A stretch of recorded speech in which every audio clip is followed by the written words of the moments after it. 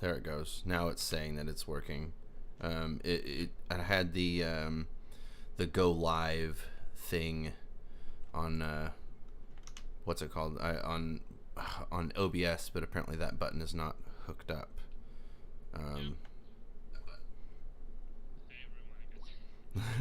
I'm not. Yeah, you're still muted. Let me. Yeah, I am not. So this is a rough start, but we're getting used to the new layout. I had to. Okay, yeah, there it goes. It's working now. I can see it on my P-hone. All right. Howdily doodly, every pony. We are back for another slaughtering stream. I don't have a full screen set up yet, so we just go straight over to the slaughtering screen. So we have that. Let me layer everything. Layout. So we are on. Okay, there's the pony town. There's our slaughtering screen. We've got the videos are now, can be seen for the most part. The pony town is a little bit in the way. It's also really might be kind of big actually, but I don't know. It's fine for now. Let us do the thing, right? Okay, so we're here with Soul Strings, as we can see Soul Strings here now. Cool. So let us go to the first one, which is Perda. And I think that's a Bandcamp link. Oh, Mordecai. Did I say Mordecai? Is that? Yeah, wait. Okay, that's the bird. The blue bird. Oh my god, I just thought of a meme. That's Madoka. More like... Yes, more that's why I remember that. From regular show, that's just a name, Yeah, but Mordecai, is that how it's spelled in the show? Yep. In the Rigby's? Can you imagine Morbekai? No. Yes, we need to do. I'll do that later. But these Morbius memes are stupid, but they're really funny at the same time. I'm pondering my morb, and it's Morbin time. It's the dumbest shit. I think that memes are only funny if you run them into the ground so much to the point where everyone around you fucking hates you. It's great. That's the plan. Okay, so let us see this. This here, Perda, the Return EP from Madoka Mapper. Now it's Madoka Mapper with a D and a K. Okay, let's see it. Let's do it. Let's hear the thing. Jesus Christ! I forgot that Bandcamp was really, really loud. Okay. We remember this now. Let's start it over.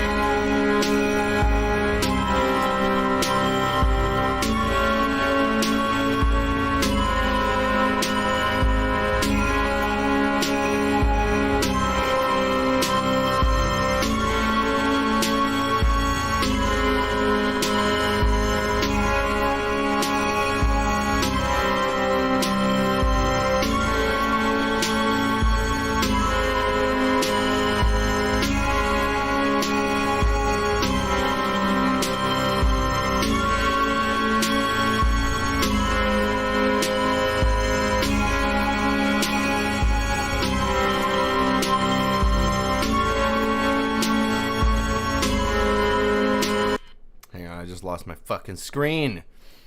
Why did it do this?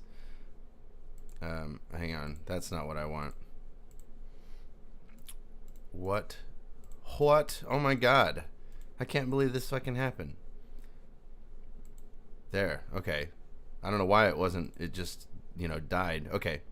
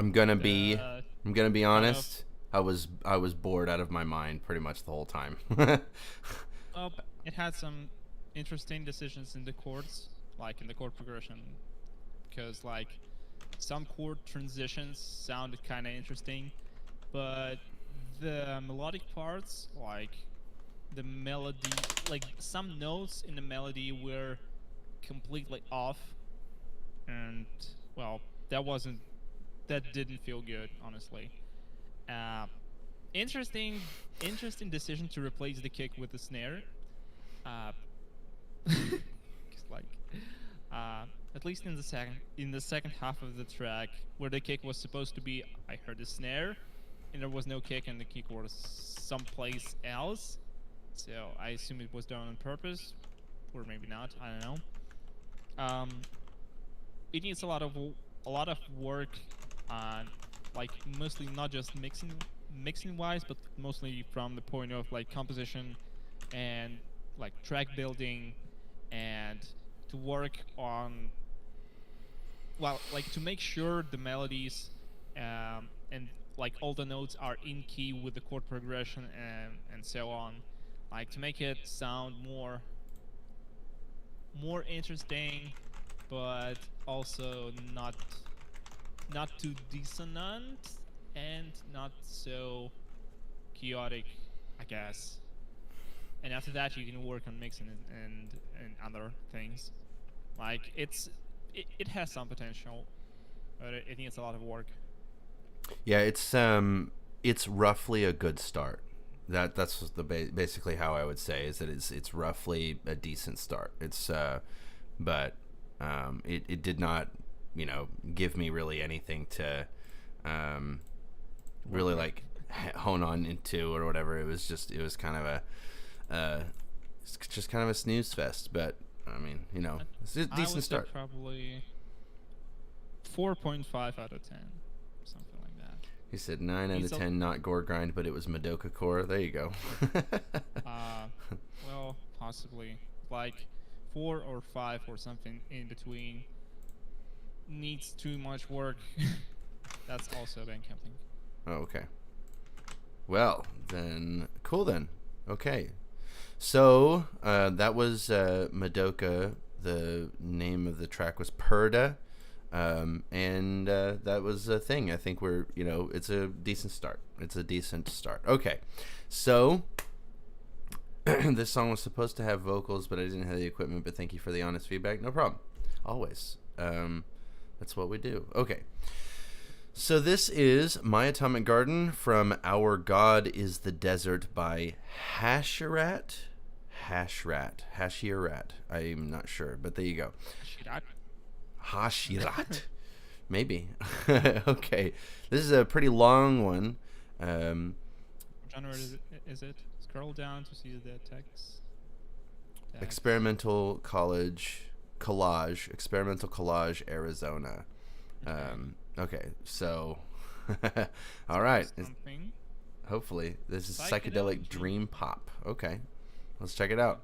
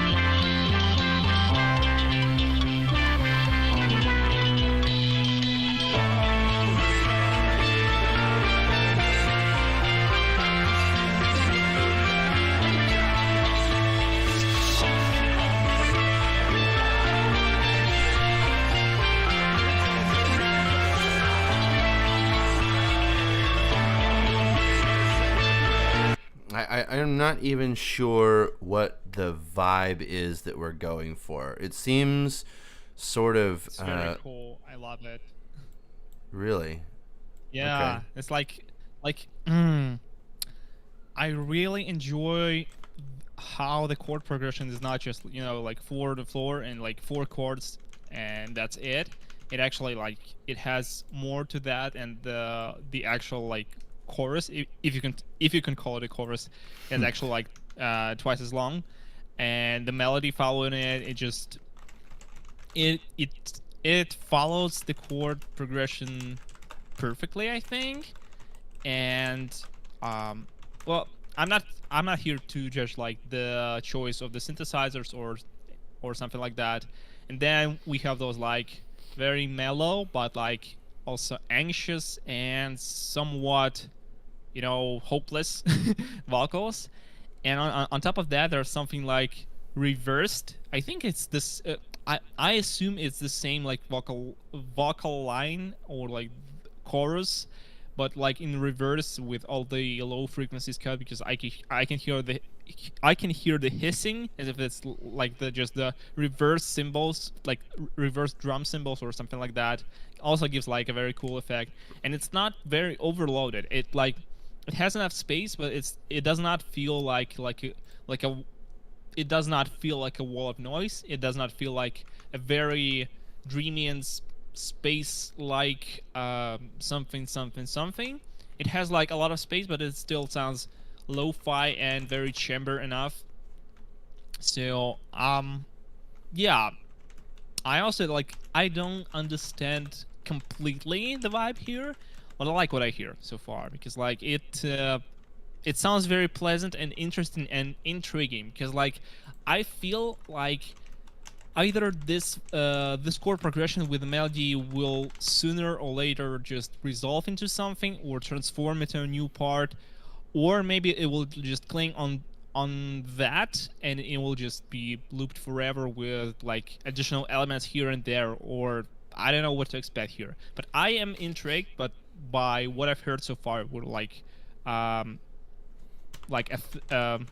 third into the track so far, Yeah, this sounds interesting, and I like what I hear so far because like it is intriguing, interesting, and sounds promising. I don't know. I'm expecting something else to happen, but even if nothing happens and it's just like the same loop for like 6 or 7 minutes straight, it's no big deal. It still sounds very cool. Okay. Oh, no spoilers. No spoilers. Or spoilers. I will ban you for spoilers, okay? Next time. You've been warned politely. Okay, let's keep All right, going. let's see.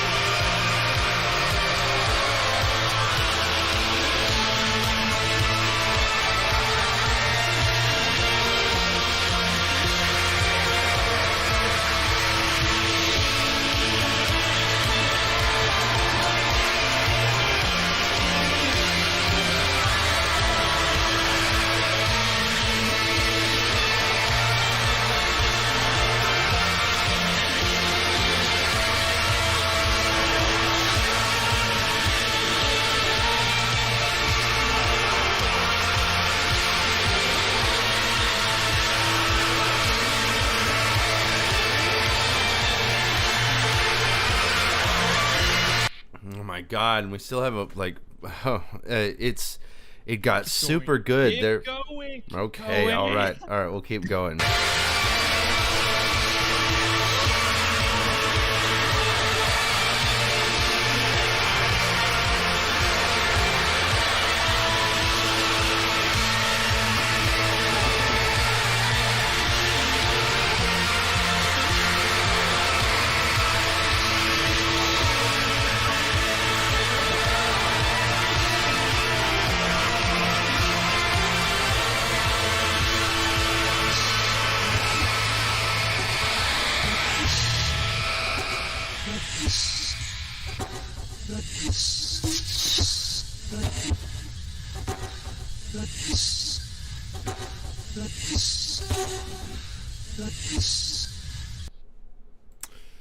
Okay. Well, all right so then. we were introduced to first.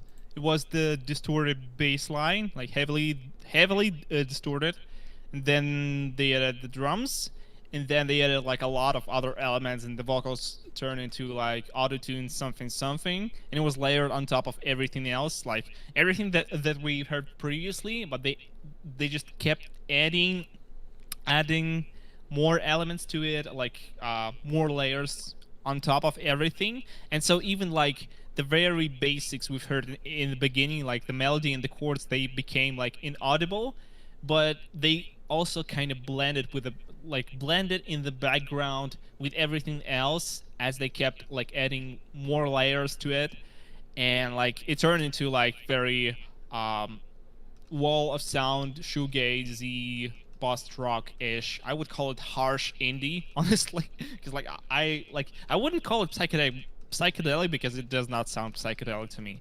It sounds very very accessible and well normal, like music for like not exactly music for normies, but like it's not what I would call psychedelic myself, honestly. Um, well, it sounds like indie, well, pop. Well, I wouldn't call it pop music either because like it is still probably less accessible than like your typical mainstream pop music. So like shoegazy, harsh indie, something, something, something. This is like very, very good, and like that reversed part that was sounding like solo at the very end. I think in order to understand that, we just have to play the whole track like backwards, like to download the track, put it into the DAW and like reverse it and understand what's being saying there. So this is my thought on how to understand what is being said or played there. This is like very very interesting, and like I like how it just kept evolving, yet remained being based on the same progression, the same melodies, and the same like chords, etc., etc. And they just kept growing, and as they kept adding more layers onto it, the layers that were already existing in the mix, they just went into the background and like became more compressed. And the elements that were added later, they added more colors to the chords, like more tones, more notes in the chords, and the vocals, like the auto-tuned vocals, also add to that. It's like making like simple chords sound more complicated and give it more hues, more colors, and more, I don't know, more tastes, or I don't know. Um, this is very very cool. This is very cool. I like when someone adds layers, like melodies and other instruments that don't just straight up repeat the already existing layers, because like the bass line, it was not playing the same um, bass of the chord progression. It was just a thing of its own. Like the bass synthesizer was playing a slightly different bass line, like not like a walking bass line, but like it was still different from the chords and from the melody, and it gave it like a different twist or a different taste to the whole composition. And then they introduced the drums and layered on top of that like more synthesizers, the synth that imitated a guitar solo, and more vocals or something something something. It just became very very noisy, and yet it did not fall apart for me like completely. Like it was still audible, and I could still hear like somewhere deep in that mix, I could still hear the initial melody that was played in the very beginning of the song. So like this is very very cool, very vibey, and like very interesting from progression standpoint, like how the track progresses throughout the whole its length. So yeah, this is very cool. I just wishlisted it, and if the whole album is like that, I'm gonna buy it eventually.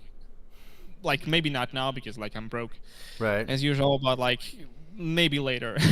So this is very cool. Well, I am very glad that you like it. I felt like it started out kind of None of the sounds really worked for me, and then it got really, really good once the drums came in, and then that lower synth came in, that the buzzing shit sounded pretty cool, and then eventually it sounded like a hair dryer turned on. It was like whoosh, and then it just kept getting louder and louder, and there was more just drones that were kept going, and it's just droning on, and eventually we just had all of these droning sounds, just it just kept going and going, and it just it was not for me, especially almost 7 minutes long. Oh my god, that's a very, very long song for what it was, especially. Experimental stuff is like I said, experimental stuff, what's really cool about it is that it's either like one of the coolest things you've ever heard, or it's just absolute garbage and you can't stand it. And that's one of the cool things about experimental music, for sure. Okay, so that was My Atomic Garden from Our God is the Desert by Hashirat. And the Hashirat apparently has been fairly busy. Okay. Where is this Hashirat person from? Arizona. From the desert. Oh, from the desert in Arizona, of course. Okay. Sweet. Okay, so there was that. The next is Sun Eater. Is this by Lorna Shore. Oh, this is a YouTube link. Oh, we get to this is a live video. We get to live on we get to pretend like we go to live shows for a moment. Our God, we're gonna pretend that this song has not released yet, because like it is a new song and it's been released already. But let's just pretend that Jadagon posted this video and no one has ever heard this song except for folks who were present on that exact show, and that's why this video got like 19,000 views, because it's a new song and everyone is hyped, and etc, etc. So let's just pretend that we haven't heard this song yet and enjoy the live experience. And it's not copyrighted, I checked it. Well, you can check it like once again just in case, but like sure, I'll check it. So live videos live rarely shows usually usually aren't. Yeah. License forecast 97%. And yet that's funny. We're going to indicate the author, the name of the song, the description. Oh, recommended to indicate the author, the name of the song, the description of the video, and the YouTube to avoid claims from the. Okay, that's neat. I wonder what this does. Copied. Now I want to know. So it says the song from the video, Lorna Shore, Sun Eater live. That's pretty cool. I can copy the description of it. Okay. So anyway, Lorna Shore. Man, I haven't listened to any Lorna Shore in a long time. But well, let's check it out. Nobody's heard this anywhere. You guys get it first.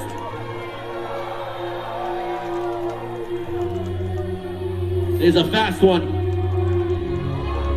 This is Sun Eater.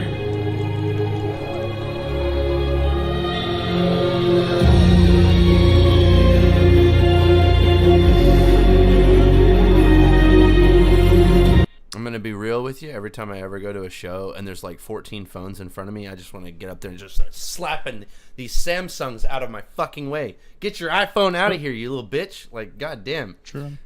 It's so fucking annoying, but okay. It's like, I don't know, taking a shit in the open street, or I guess using your phone in the fucking movie theater or something, you know.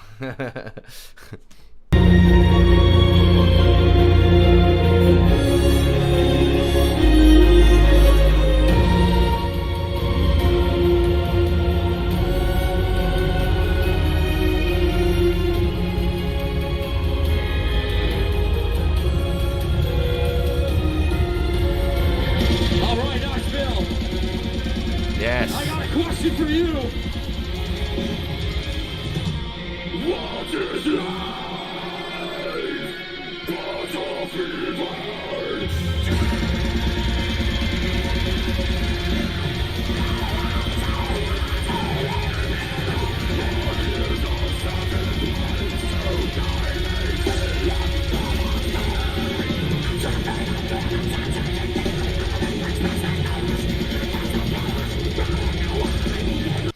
I hate how they're just like nobody's vibing to the song. Everyone's just got their fucking phone out. It's just, oh my god, that's annoying me so bad. They want to film it for themselves so they could enjoy it in private later. There's too and many. This is like, I understand that like when someone wants to enjoy things in private, but like, why did you come to a fucking live performance in the first place then? Like, aren't you here because you want to experience it right fucking here and right fucking now? Yes. No? If I record like at BronyCon, for instance, if I record somebody's performance to, I don't know, mostly what I'm doing is just showing people on Twitter where I am and what I'm doing and what I get to see, and that kind of thing. And I'll shoot like 20, maybe 30 seconds, and then I put the phone away, and then I vibe, and I go and I dance or do whatever it is that I do. I don't really dance, but like go and do the thing, right?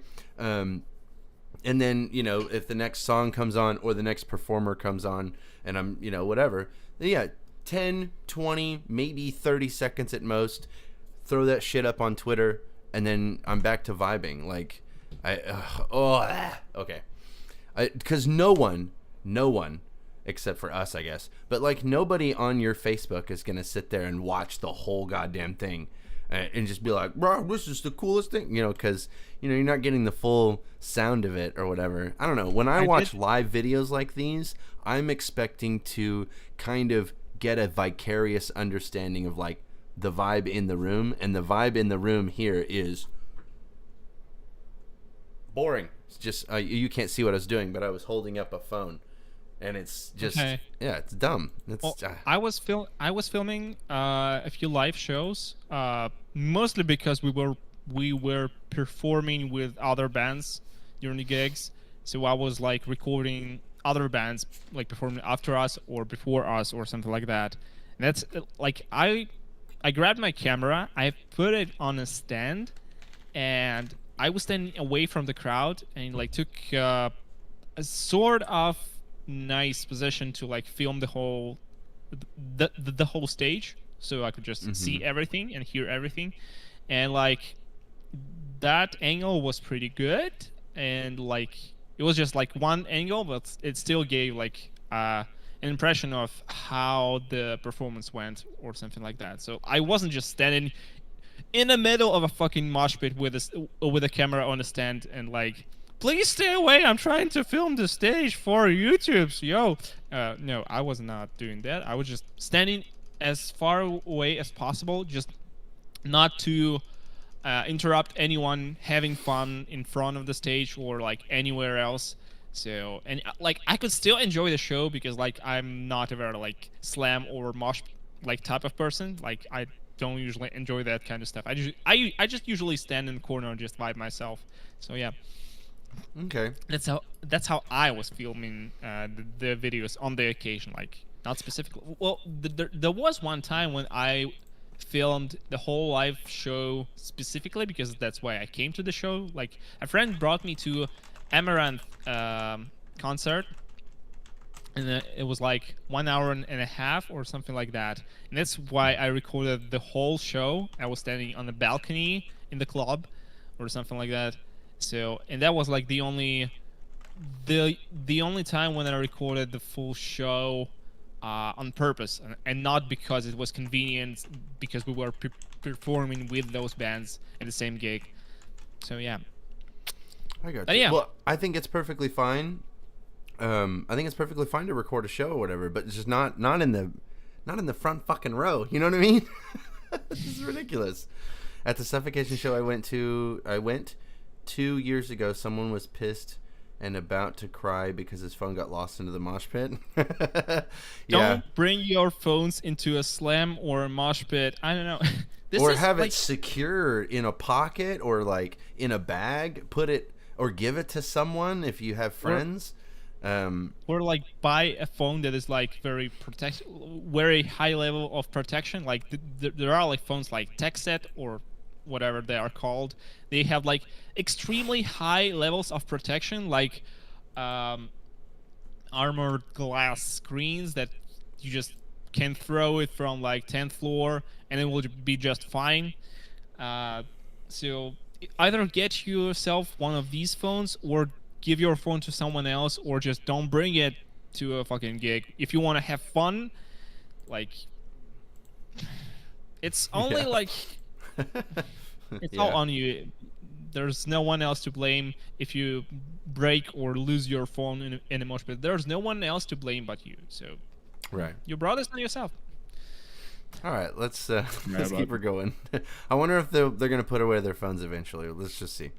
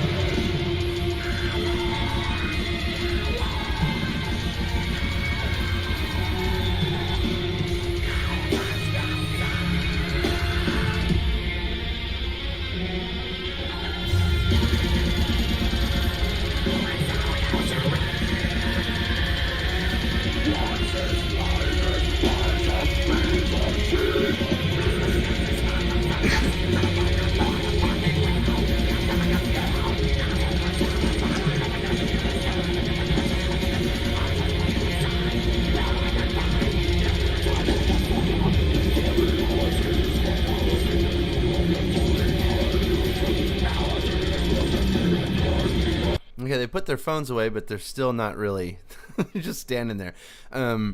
There's just oh man, Maybe it's just the front row. You know, like when sometimes the club is big enough, so like the first row that stands like exactly like near the stage, they are just vibing and standing there and watching like musicians having fun, and then behind their backs there's like mosh pit happening or like circle pit or I don't know, and the camera is just not showing it.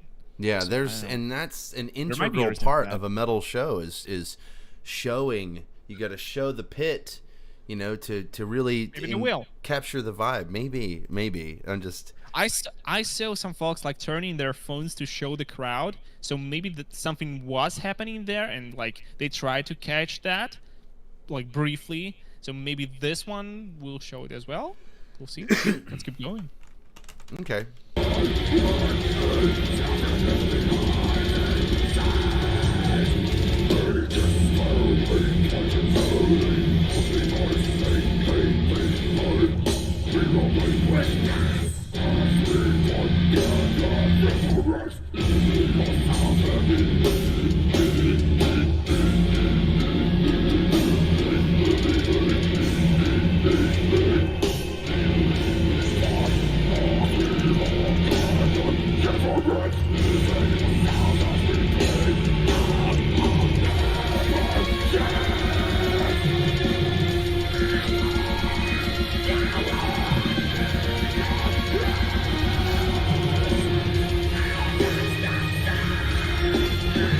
So do they have a guy for all of the synths and instruments or whatever that kind of thing, or are they playing along to a backing track, I wonder?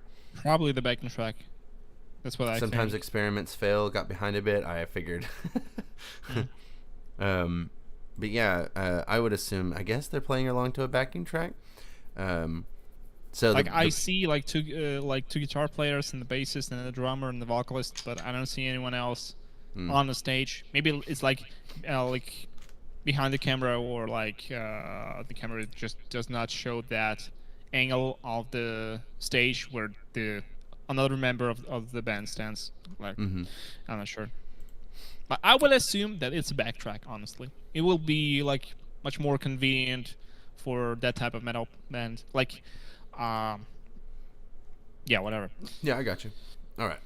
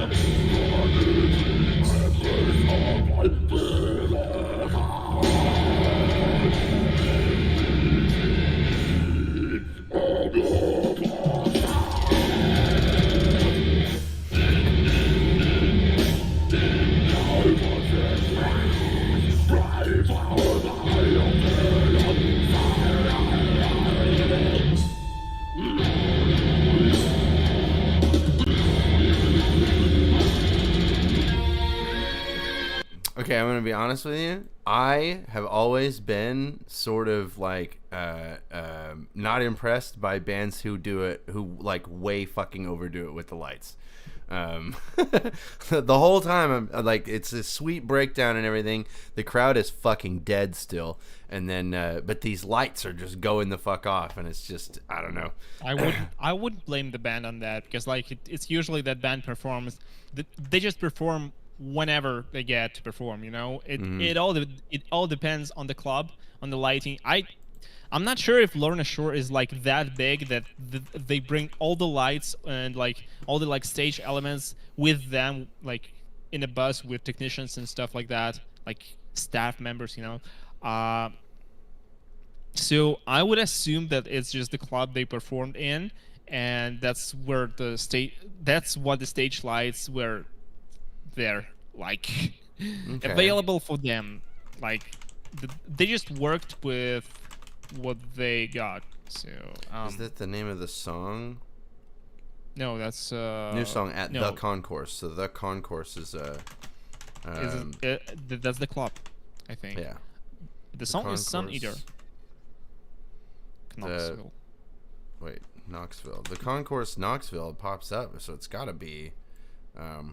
Oh, apparently that is. I mean, I would assume from this picture that apparently the lasers are just part of the. Yeah, it looks like the same state or the same setup. So it appears to be that is the house lighting rig. So yeah. Okay, well. Don't blame the band. I'm not blaming the band then. I'm blaming the Concourse. This is the slaughtering of venues. Okay. Stage lights. Stage lights. There you go. I've never when I played with a band, we had 3 par cans that were set up to be triggered by sound, and they were rigged up to the bass drum. So when you're doing rolls on the bass drum, then the lights are like going off, changing colors and doing all that kinds of crazy shit. But if you're doing like a slow 4 on the floor beat, then it's just kind of synced up to the bass drum, and it's not really doing all that crazy shit. And that's all we had was 3 par cans, and it was great. It was still worth it. And then between songs, you would just turn the blackout or whatever to turn the special lights off, and then you'd bring the stage lights up. So it'd be like, yes, that was the song or whatever. It was just it was so much better than all the fucking lasers and all that shit like that. Just to indicate that the song ended. Yes. Sometimes, it sometimes happens when you play, for example, like brutal death metal, when all songs sound alike, and like, did the song end or is it just a breakdown? Oh, I can see by the lights. Okay, next song. All right, we have a minute left. Let's see the rest of this. See if this crowd livens up a little bit. Goddamn.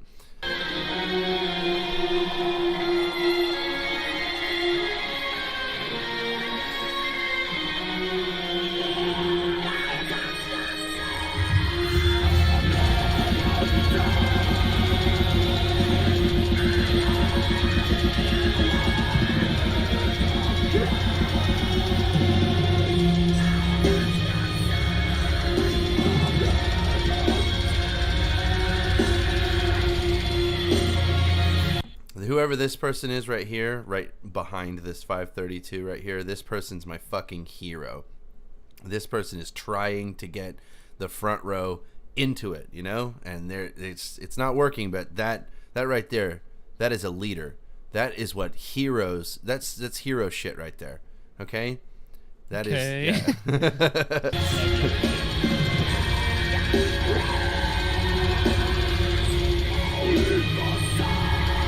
Carry that fire, single person in the front row.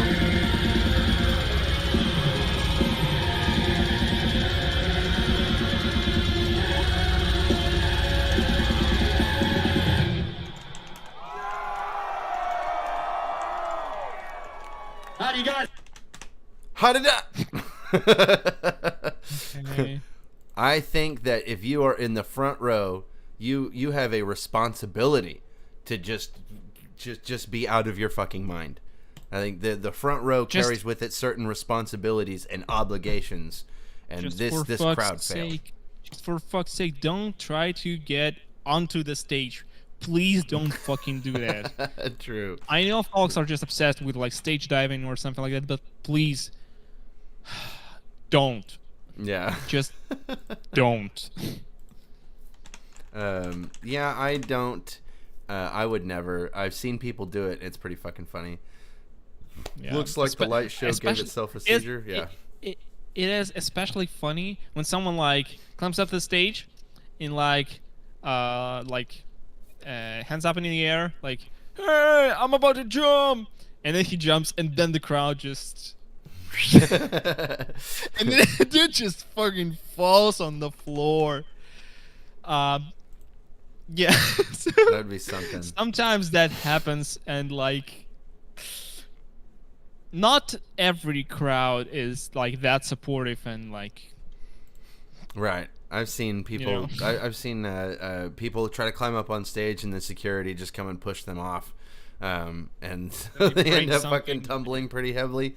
It was pretty fucking. It's good. Anyway, so there you go.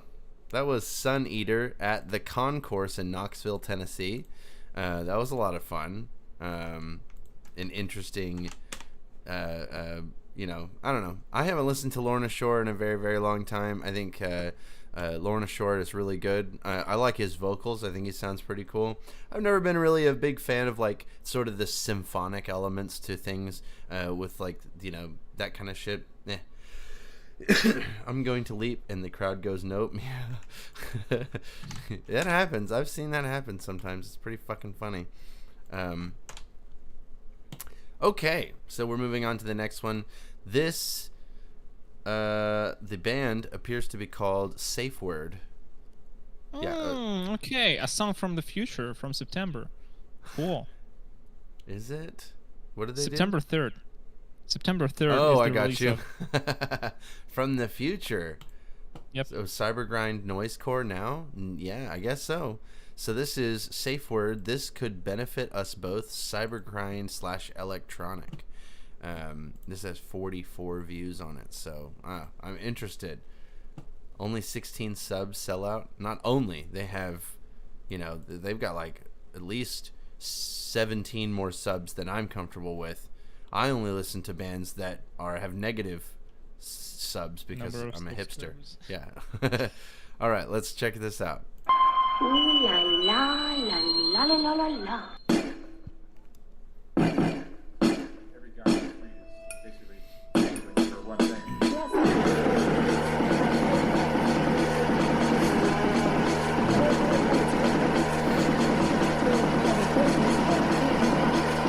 I was supposed to leave the parking lot, but I wanted to leave the parking lot. Okay.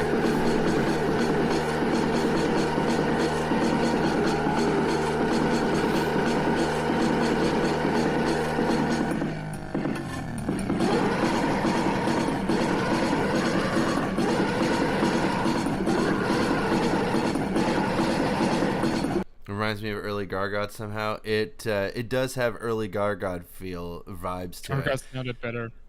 But I think Gargod is a better vocalist, and I think that so far, and his intros are more interesting than this. This is extremely. It seems like it's supposed to be this way. This might be an artistic choice, but it's like super mega lo-fi. It's like very narrow. It sounds like it's coming through a pipe, just very in the center of the screen.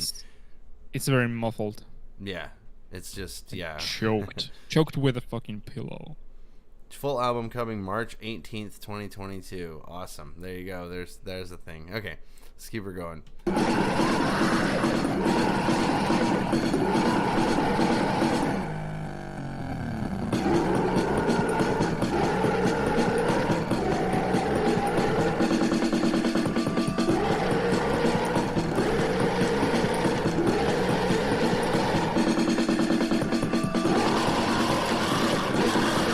Is it getting louder? It seems like it's just getting progressively louder as it goes.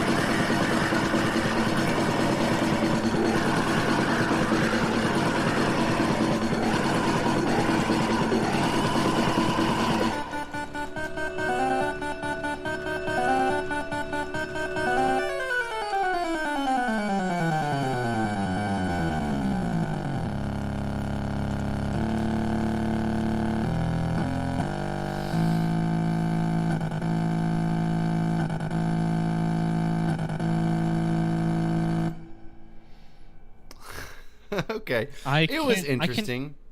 I can probably give it like 3 out of 10 at best. Really? You would rate this lower than the first one? Yeah. Really? Yeah, I mean, yes. Yes. I thought this Because was of better how- than that. No. I think, like... the mixing ruined it for me. Most certainly. If it could be, like, slightly more comprehensible and, like, more clear with delivery, more, something, not fucking choked with a fucking pillow. Because, I don't know, this is very muffled.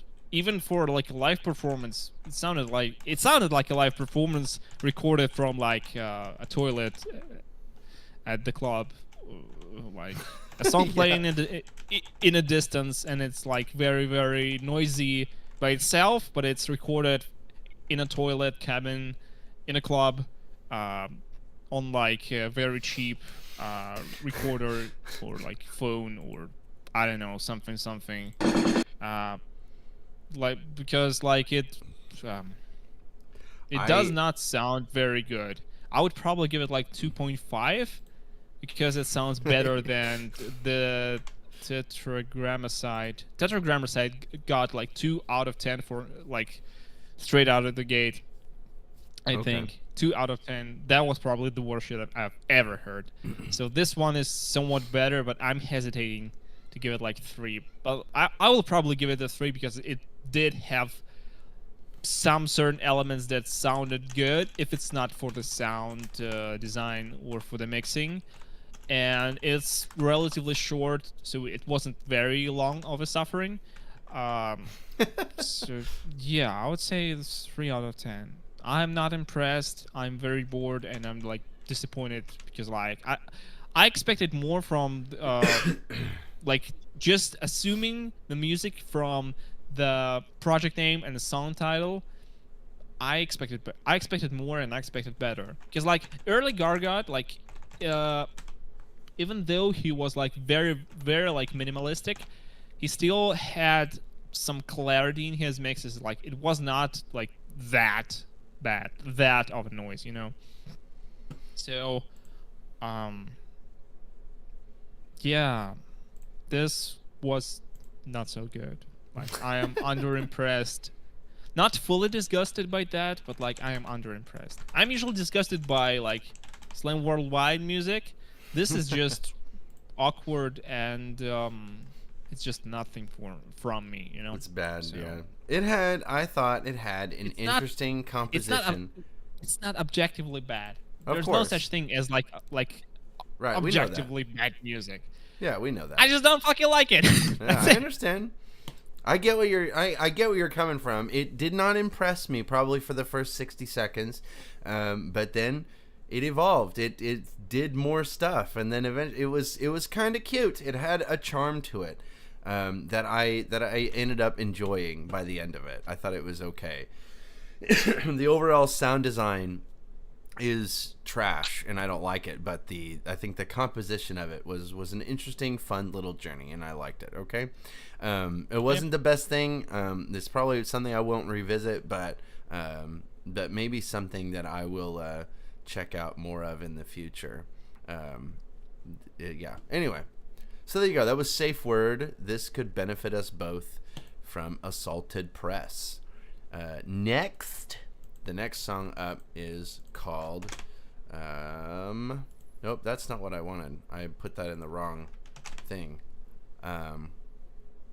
This one is Corpse Knife, Axeman Returns. So let's check this song out. He's been doing music for 20-something years. Oh, is this that same fucking Bob Macabre guy? Oh my god, and it's 5 minutes long.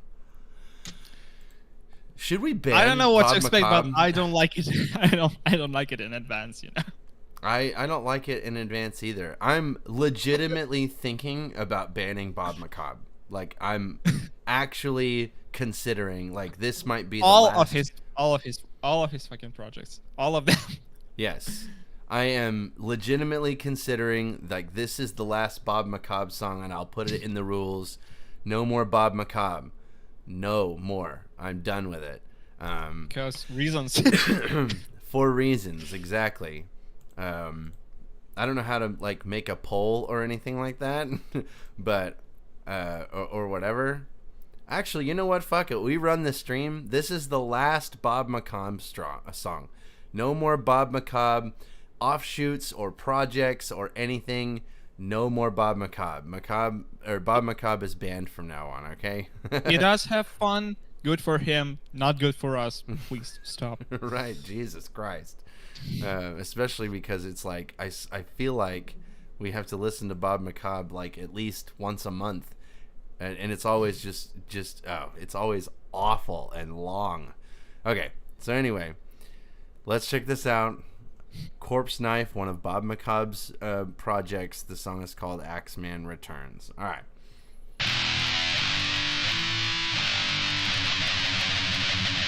What did you say about Mr. Macabre?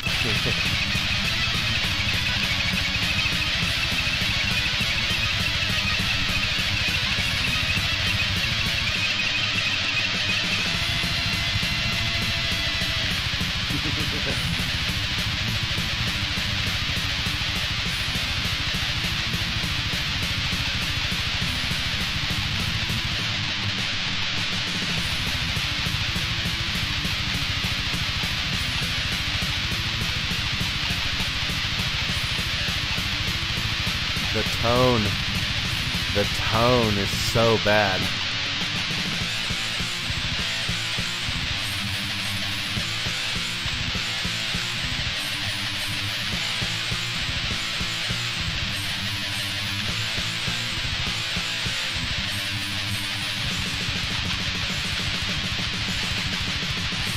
Now that is a blast beat, so we do follow the rules, but oh my god.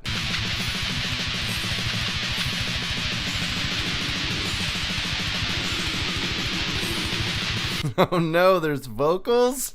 Oh shit, okay.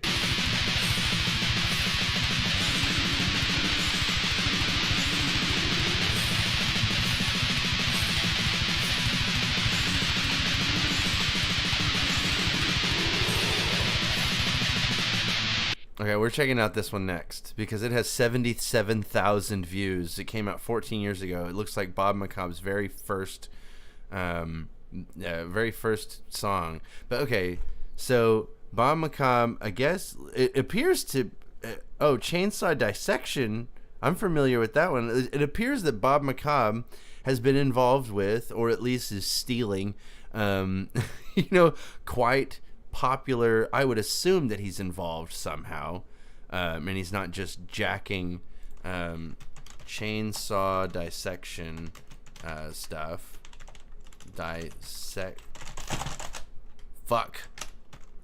Chainsaw Dissection. Oh my god. Fuck my ass. Fucking no. Just spell it for me, computer. Jesus Christ. I can buy a robot that will suck my dick, but I can't. ISS Dissection. Fuck me. I doubt it'll say Bob Macabre in here. Members. See also. Oh, it's Bob Macabre. Chainsaw Dissection is Bob Macabre. Everything. 2004 to present. Look at how many fucking projects he has. See also. Holy. Okay, we're banning all of them, okay? Yes. Just copy and paste and like no more of that shit. So now I wonder what happened. Is this one of his projects too? What is it? What was this called again? Psychotic homicidal dismemberment. Psychotic homicidal dismemberment. Members. Bob Macabre. Everything. So what happened? Is it copyrighted though? Oh shit, I forgot to check. I fucking doubt it, but I mean, you never know. That's true. 77,000 views. Fuck my ass. Okay, so we played 10 seconds of it, or less than 10 seconds. We should be fine.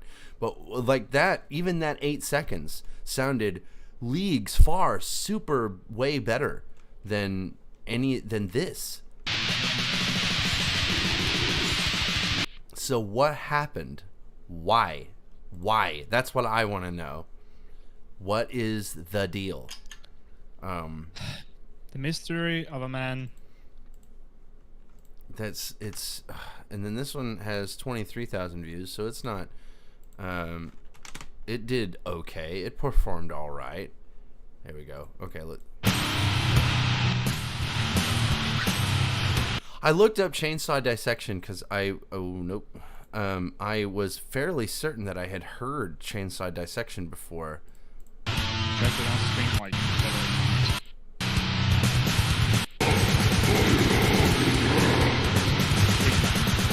I don't know. It's just that sounds good too. Like not good, but like it sounds way, way fucking better.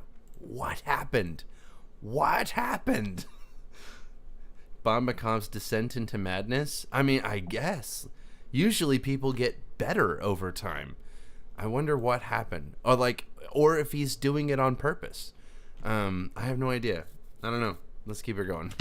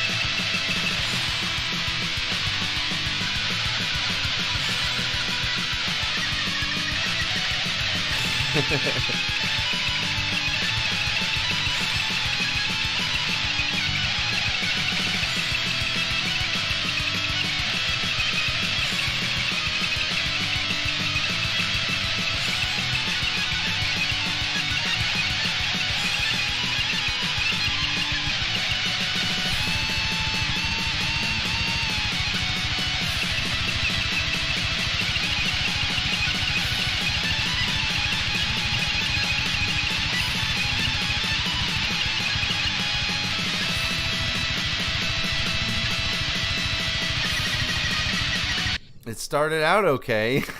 What he said in the chat. Oh, it's Morbin time? Shut the fuck up. He said it's Morbin time. Shut the fuck up with this fucking meme. Just... I'm not gonna watch that fucking movie. And I'm already tired of that meme. I have no idea what's going on. But like, this is not funny. True. he did, he morbed. Fuck you. I'm laughing because it's my like coping mechanism, you know? I'm just fucking furious right now. I'm laughing because I cannot do anything else to fucking stop this fucking meme. Okay. Honestly, I'm just trying to distract myself from the music because there's nothing. It was the fucking what's it called? Better than shit regurgitation? Negative. It's just excuse me. So the thing about this is that the guitar solo sounded all right when it first started, and then it just kind of kept going, and now it's Archony. Do you say Archony? Do what? Archony. Did you want to compare it to Archony? Archony.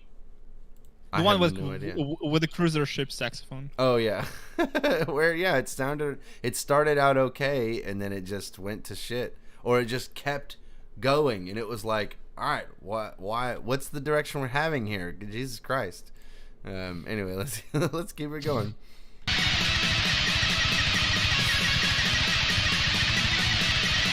Maybe we should leave the track behind. We are 3 minutes 30 seconds into it. We're committed to the meme. We're gonna get done with it, and as soon as we have morbed this track, then we're done with Praise Bob. be this. We're done with Bob Morb Cobb.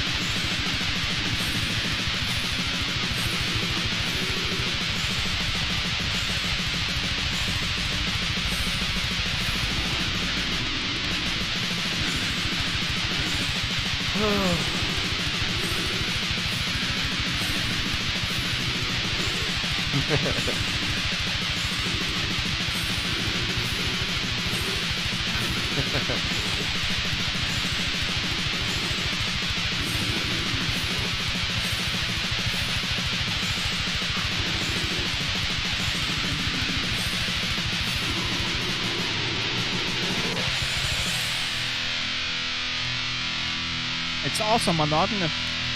Yes. Monotonous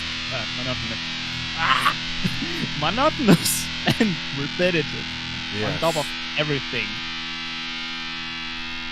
Oh my god. And it's also so very long. Let us never speak of that again.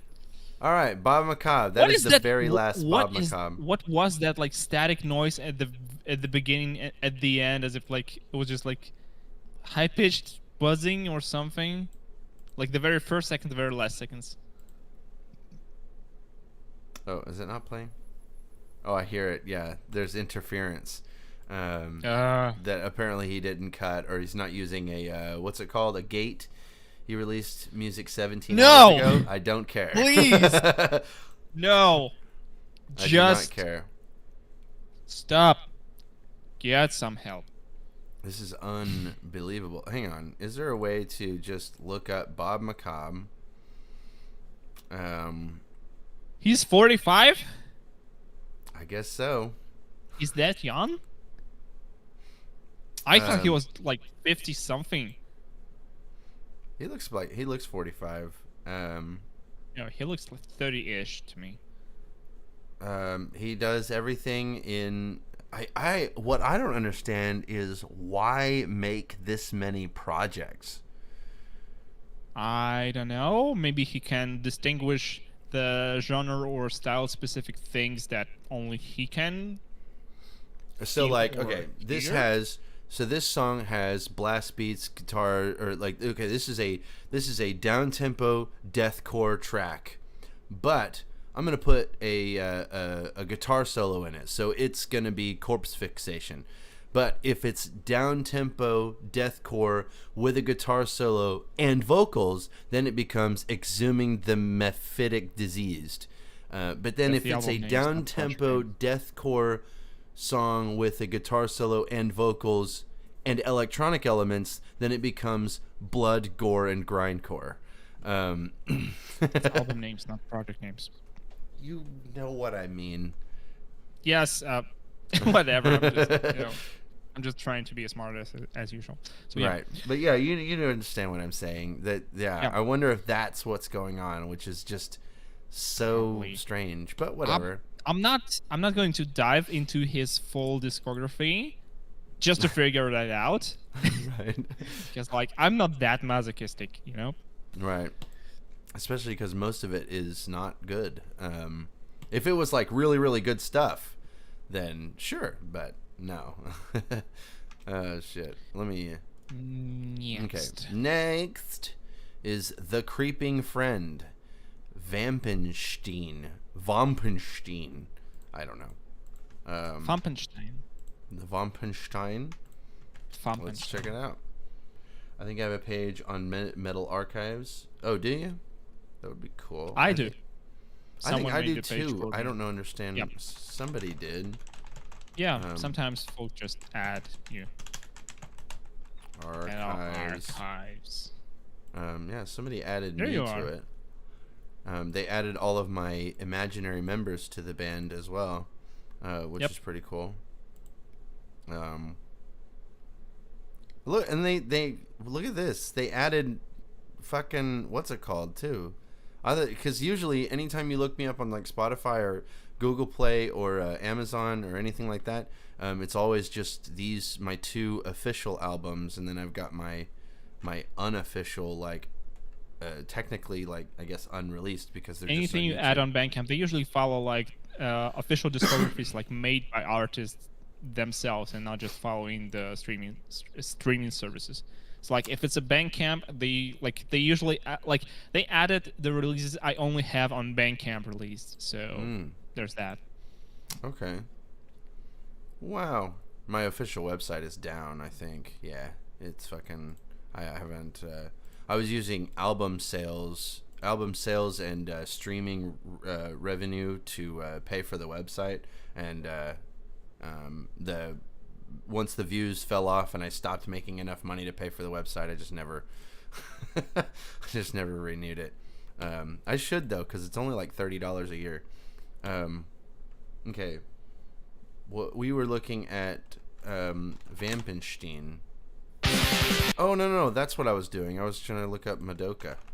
I wonder if it would be Mordecai or Just enter Doxophobia and Doxophobia. yeah, which album though? I'm asking Madoka in the chat where to look for. Madoka. No, I mean like the album. Then you should look not for like a person, like not for a band, but like for a person. Like in search field, you enter Madoka map. Oh, okay. Back to Doxophobia discography. Okay. Oops, I can't fucking. Nope. Doxophobia. Stage 3. The album is called Stage 3. Okay, I got an album or discography. No, I go to Stage 3. Keep scrolling. Phase 3. Okay, Phase 3. Okay, full length. Click on it. Members. Lineup. Okay. Doxophobia. Complete lineup. Fucking. What did you? Okay, complete lineup. Yep. Madoka Mapper. Yep. There you go. Cool. Oh, is this all he's got on his thing? Is just that? Yeah. Track 5. Oh, well, that's cool. You're on the fucking Encyclopedia Metallum, or whatever. The Metal Archives. There you go. That's pretty cool. We should report him. No, I'm kidding. Okay, so, all right. Anyway, we are checking out Vampenstein, the Creeping Friend. Oh my god, it's fucking Bob Macabre. Wait, what? It's Bob Macabre. Really? Vampenstein is a Bob Macabre song. Well, the rules are very clear. We'll just skip it. Okay. Yeah, no more Bob Macabre. I'm gonna, boom, gone. Okay. Deleted. I need another... an like emoji for his stuff, so I can just add the reaction in the submissions or something like that. Bob Macabre. Wait. Okay, so I'm like Bandcamp. remove all embeds, X, and then I will add. Where is he? Where is he? I'm trying to add. He has like several like. No. Macabre Mastermind or something like that. Oh That's yeah, what I'm Macabre Records or something. No, that's not what I want. It's.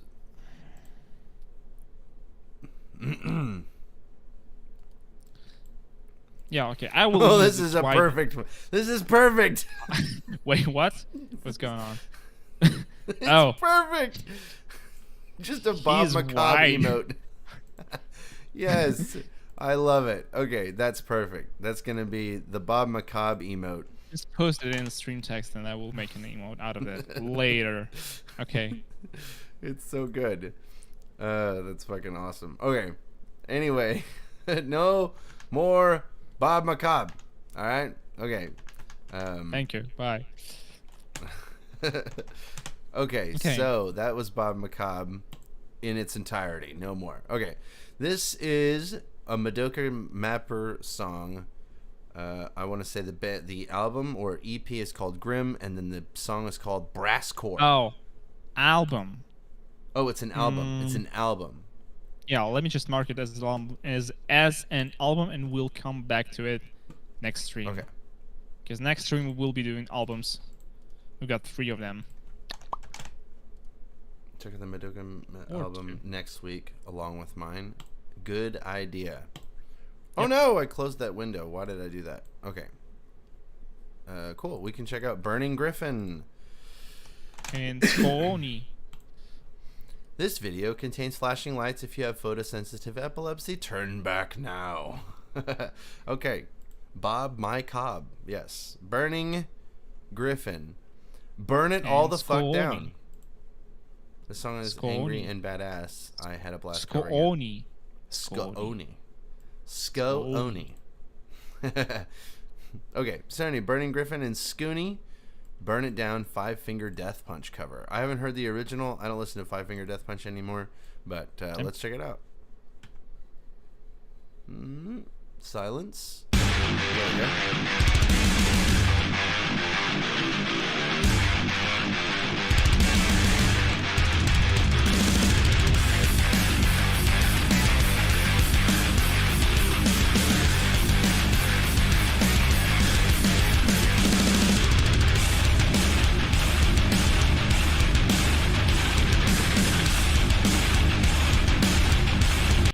I do really like Burning Gryphon's sound design. I know that it's like compressed to all hell, but I really think that it's just got a good sound to it.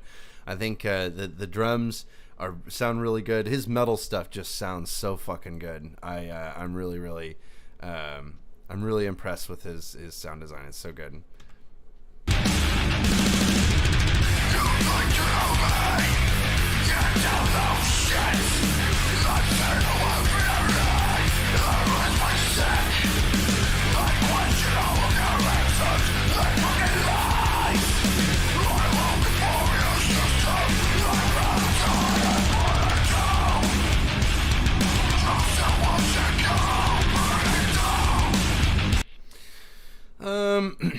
The vocalist isn't. I think it's Scoonie. Best. I think it's Scoonie. Yeah, vocalist Scoonie. A banger vocalist. He's. I don't know if he's really nailing these vocals. To be honest with you, I think it's okay. it's okay. But it's probably a stylistic thing, because like for 5 Finger Death Punch, they do like pop metal, like Slipknot-ish something, right? So it's probably like tolerable for borderline pop metal, like accessible metal that sounds brutal, and it is not fairly extreme as it is. Yeah. So it's probably okay for what it is. I think it sounds okay. It doesn't sound like. As far as I thought, Scoonie usually was like or whatever. I wonder if he's trying to like imitate or something.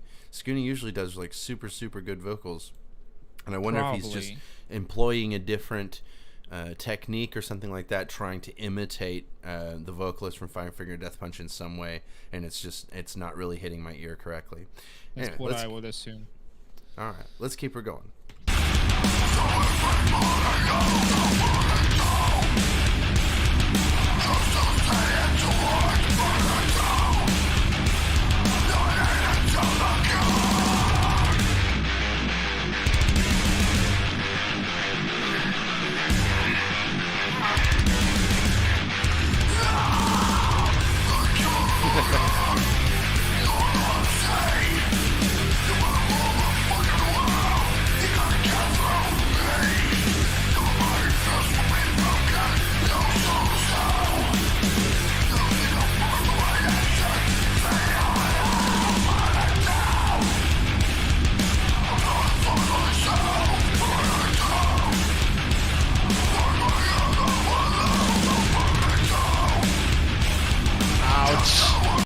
Yeah.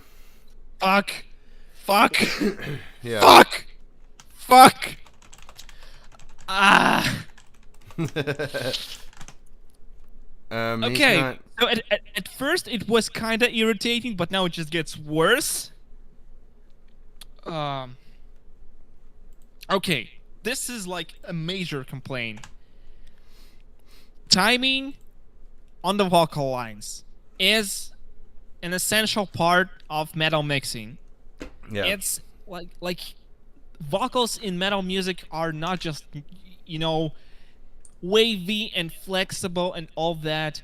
They have to be metronomically accurate as the guitars, as the drums, as the bass, as everything else.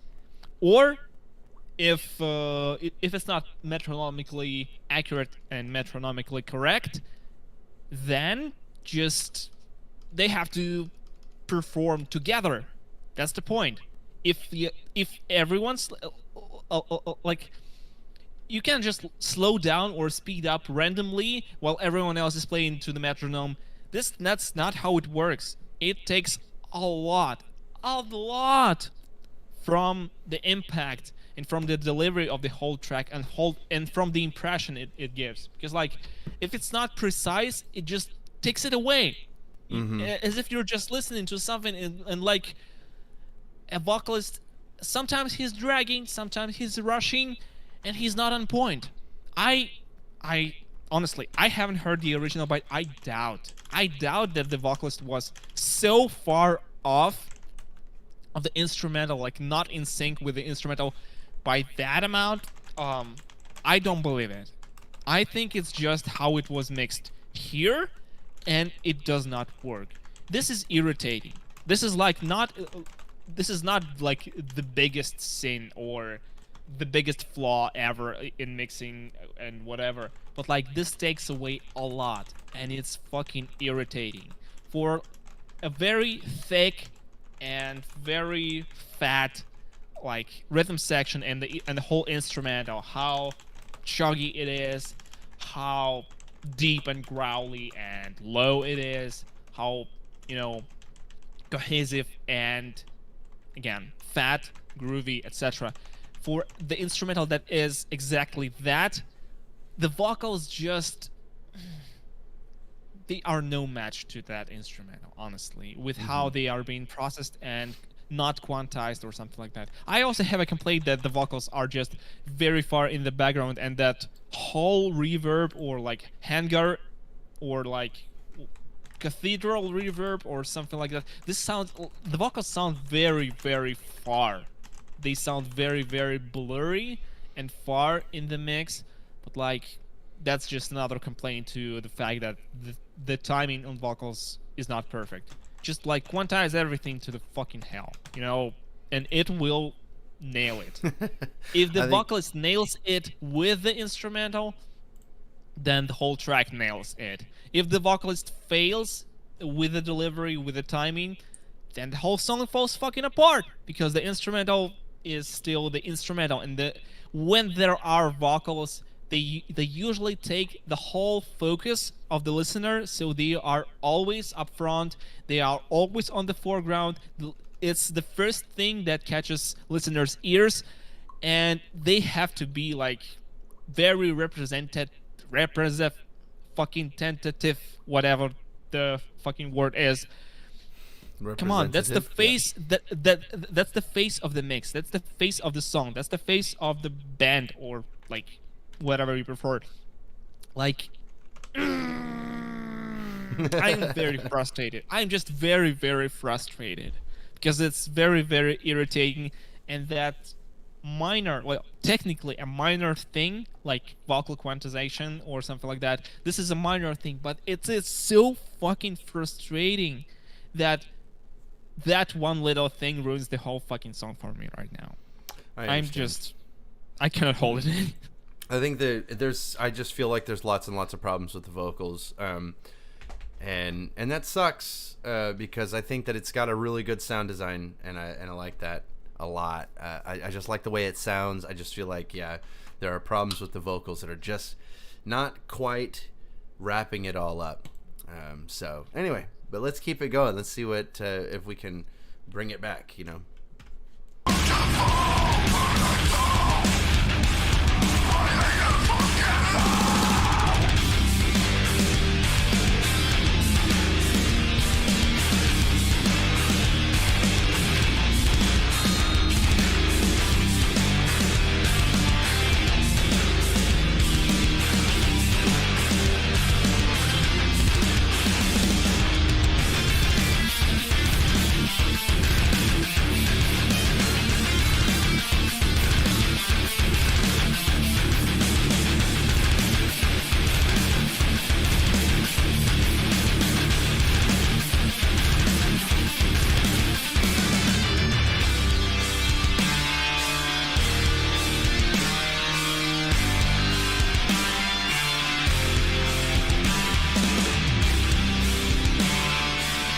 I do really, I really like how Burning Gryphon will program in things for the drums to make them seem more human. But at the same time, we all know that they're programmed, so there's not really any point to doing that. Other than I can hear minor little mistakes that he's putting in on purpose, and I appreciate that. I can hear it and I go, oh, that's cool. That it's just like some of these minor little things, but at the same time, it's just like we all know it's programmed, so like, you know, who cares, I guess. But I do like it, so I'm real torn on that one. And also the guitar solo here was super buried under everything at all. I think it's also programmed. The guitar solo. Yeah, it sounded programmed to me, honestly. I couldn't really pick it up at all. It was too buried it has for me. That, like, it has something to it that makes it sound not very real to me. Okay. Like it's not performed. Like he then that would make sense why it was buried. Then it would make sense to bury it in order to mask the VST, I guess you could say, or programmed or whatever, or whatever method he used. When we were listening to his solo album, he said that he cannot play solo parts or something like that. So we've listened to like guitar solos on his album. They were also programmed and synthesized. So that's what he probably uses all the time. Okay. It's not a bad thing, but like it sounded good because like it was not very prominent and very like right in your face. Here's your synthesized unrealistic guitar. Ha ha ha. No, it was like very tight in the mix, very like buried, and with the instrumental, with the mix, with the like backtrack or something like that. So it wasn't very critical. It's just that I just can't hear things that are not exactly better. Okay. Right. One thing that I think is, I mean, I was praising his sound design and everything, but one problem that you run into whenever you mix instrumentals like this with really heavy compression is that whenever you try to have like some kind of lead instrument, they will necessarily just kind of become fucking buried because there's not really any room for them to go. You can't prioritize certain instruments over certain ones, which has kind of been a problem with all the lead instruments, from the lead guitar we just listened to, and even the vocals are ending up behind everything else because the compression is just so overdrawn. But on a flat thing, I think it sounds fucking cool. I like the way that it sounds. I can definitely see why he mixes the way that he does. So anyway, we got about a minute left. Let's keep her going.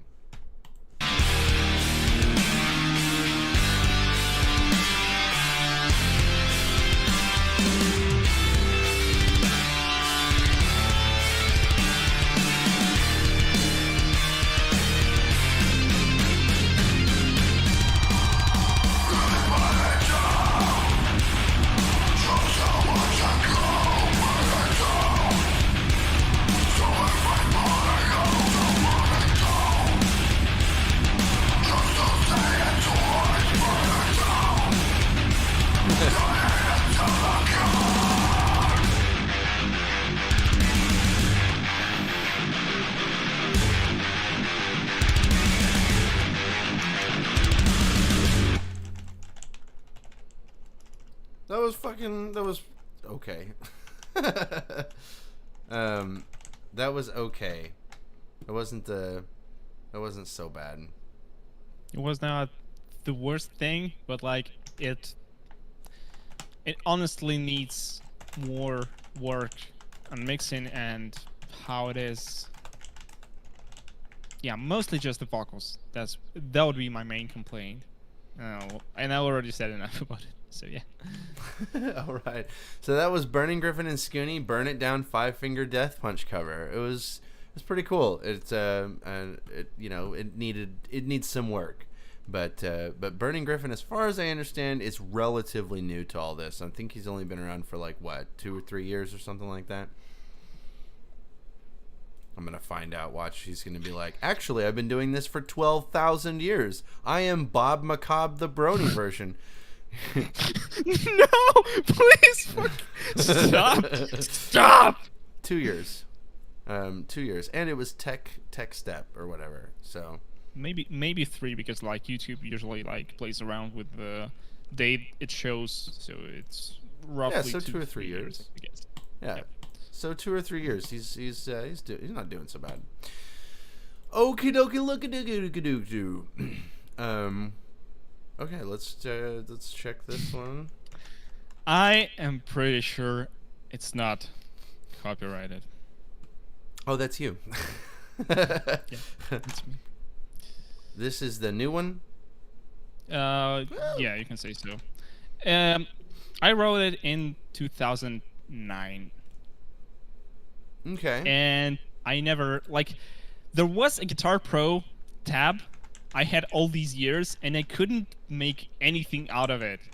Like back then, I just couldn't play any instruments like properly, and then all these years I just didn't know what to do with it. So it's only now, after all these years, I finally rearranged the whole thing and made it into a whole track. You know. So like it's a callback, but it's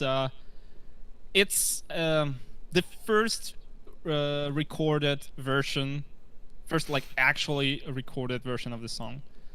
Yeah. Okay, so let's check it out. This song is called "Neverwake" by SDreamExplorerS Strings. Let's check it out.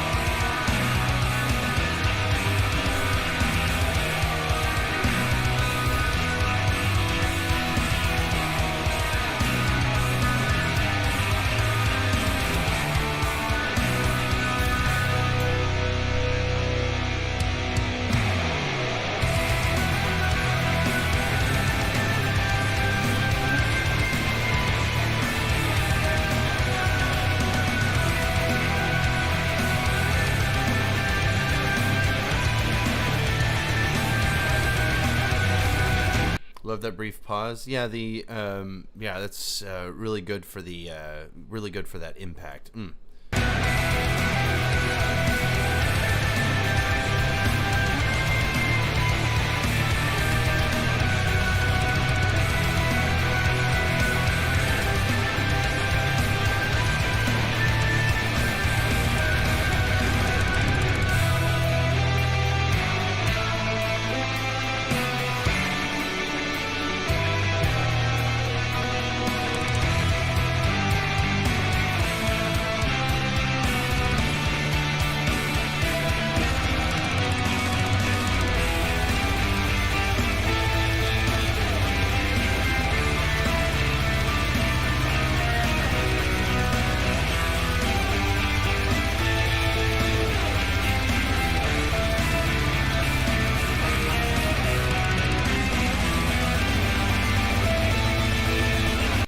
That gravity blast is delicious. That's that good stuff. And then you've got the I just love the way the bass guitar stands out, but it doesn't overwhelm, and it's not real tinny. It doesn't have a bunch of fucking you know what I'm talking about. Yeah. It's good. I showed you how like how I try to do like my bass tracks nowadays. So this is what it sounds like in the mix. Like it's not very loud and very prominent, but it's still there. I gotcha. It's fucking beast. That's a traditional blast. That is a gravity blast, sir.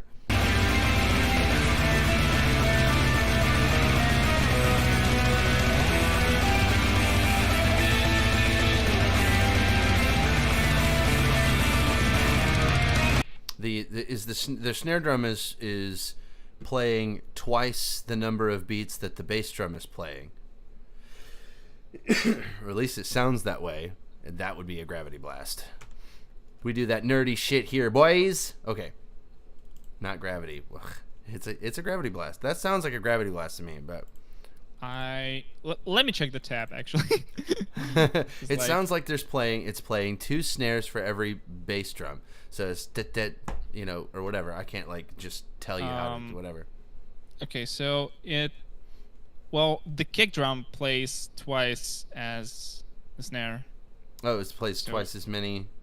Then that would be that's a pussy blast, isn't? No. That is a traditional blast. Kill me. Fucking kill me. It's not exactly more or less. You can look in the stream text real quick. Yeah, a traditional blast is. So this is what it looks like. That's bass drum. Yeah, that's a. Oh, and it's riding quarter notes. So, yeah, it's a traditional.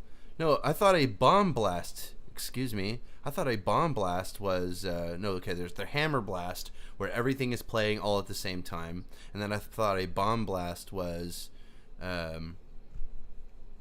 whenever. Okay. All right. You know what? You're the blast beat expert. We're just gonna go with it. I'm not. I'm not an expert how to name the blast beats. Well, if you're referring to Gargot, maybe he is an expert, but not me. I just make blast beats sound blast beat. Yeah, I thought a bomb blast was I guess it was the opposite of gravity. I guess the bomb blast would be the not the adverse. What the fuck am I trying to say? The other side. The opposite, direct opposite. There's a word for this. Whatever that word is what is a bomb blast. Bomb blast, gravity blast, absolute opposite things. No.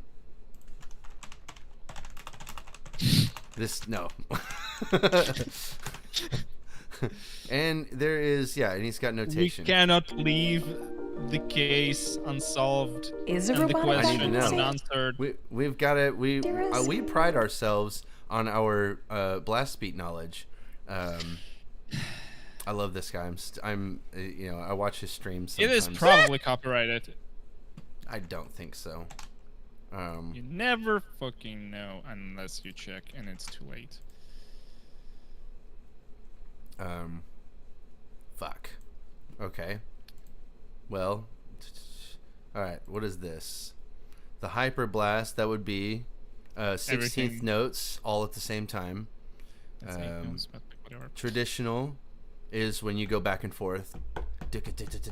Yeah, when you go back and forth, and then a traditional 1 foot. We don't care. Bomb blast is riding quarters. Riding eighths, whatever. But bomb blast is when you're playing 2 bass drums for every 1 snare drum. So that'd be a bomb blast. Gravity blast is when you play 2 snares for every bass drum. The Hoagland blast is everything again. I don't know the difference. Oh, that's when you play 16ths and then you do a flare on the 4th bar at 30 seconds, at 30-second beats. The slow and true is when you ride quarters, but then you go back and forth, basically a traditional blast with and then you got the pussy blast, which is when you ride quarters and then you do a bomb. No, not a bomb blast. It's a hammer. A hammer blast is when you do everything all at the same time. I'm pretty sure. Diarrhea blast is in triplets. The stop and go is, what is a skank blast? I can't remember what the skank beat was. God, I don't pay attention to drums as much as I should. The gravity bomb. The Dirk blast. Anyway, my most common blast is going to be the bomb blast. Anyway, let's just continue with the song here. Skank beat is a Slayer beat. Oh, okay, I got you.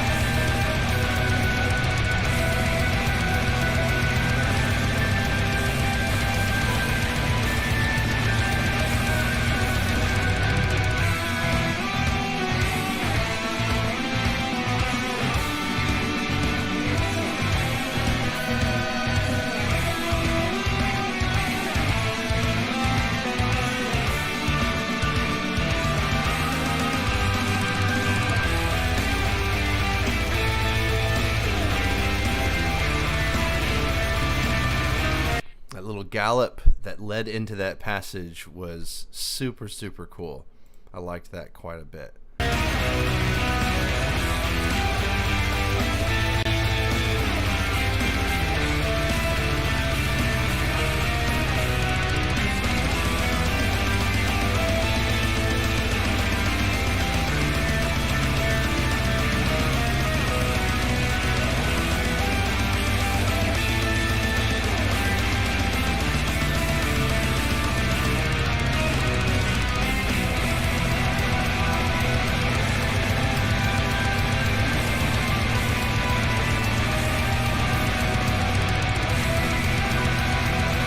That guitar tone it makes me think of Blind Guardian. It's not quite the same, but it reminds me of them. I'm not entirely sure. I don't know what a Blind Guardian is, but cool.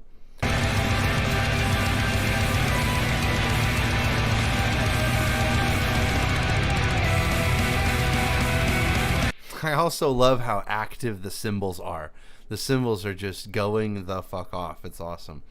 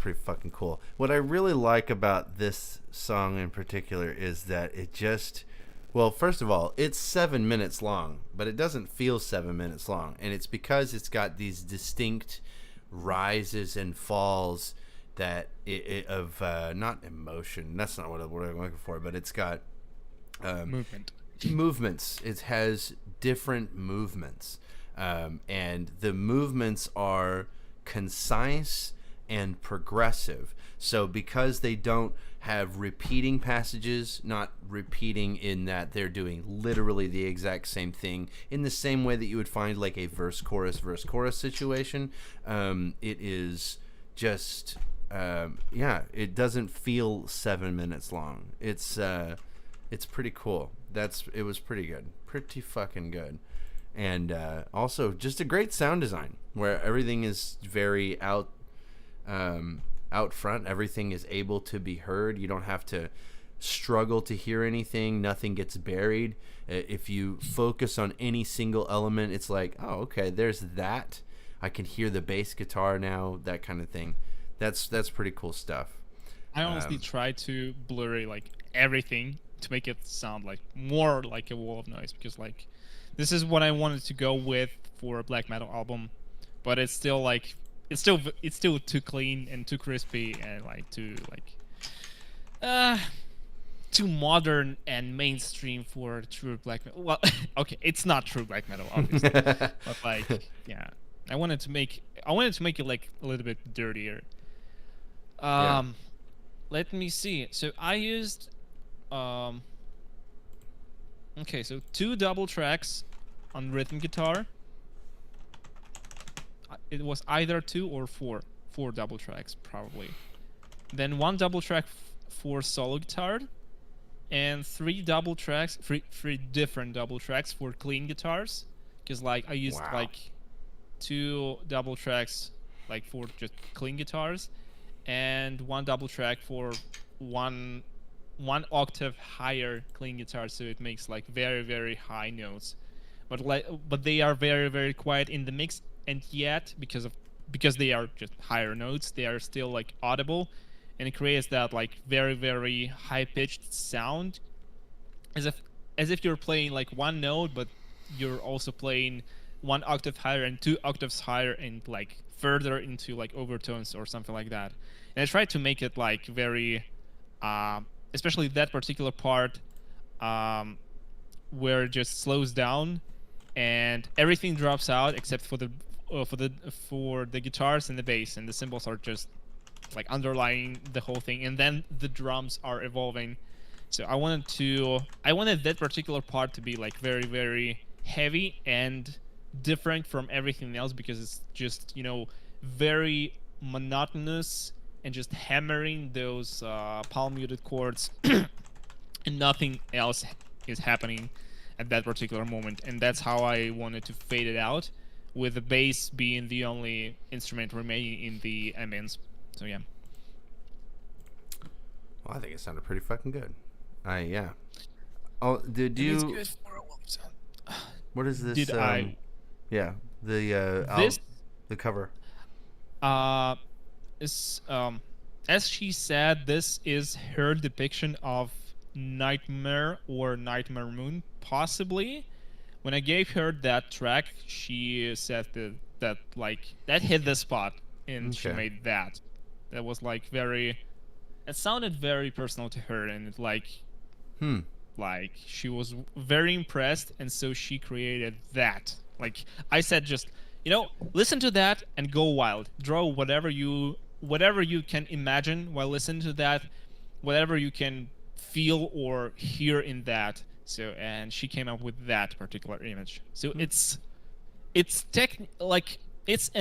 I consider it a very unusual and especially colors-wise depiction of Nightmare Moon, because like it's not like black and blue. It's more of red, brown, and a lot of green and yellow. And it's fairly like it's still very like creepy and eerie and atmospheric, and like I love her style. She always does very, very cool artworks.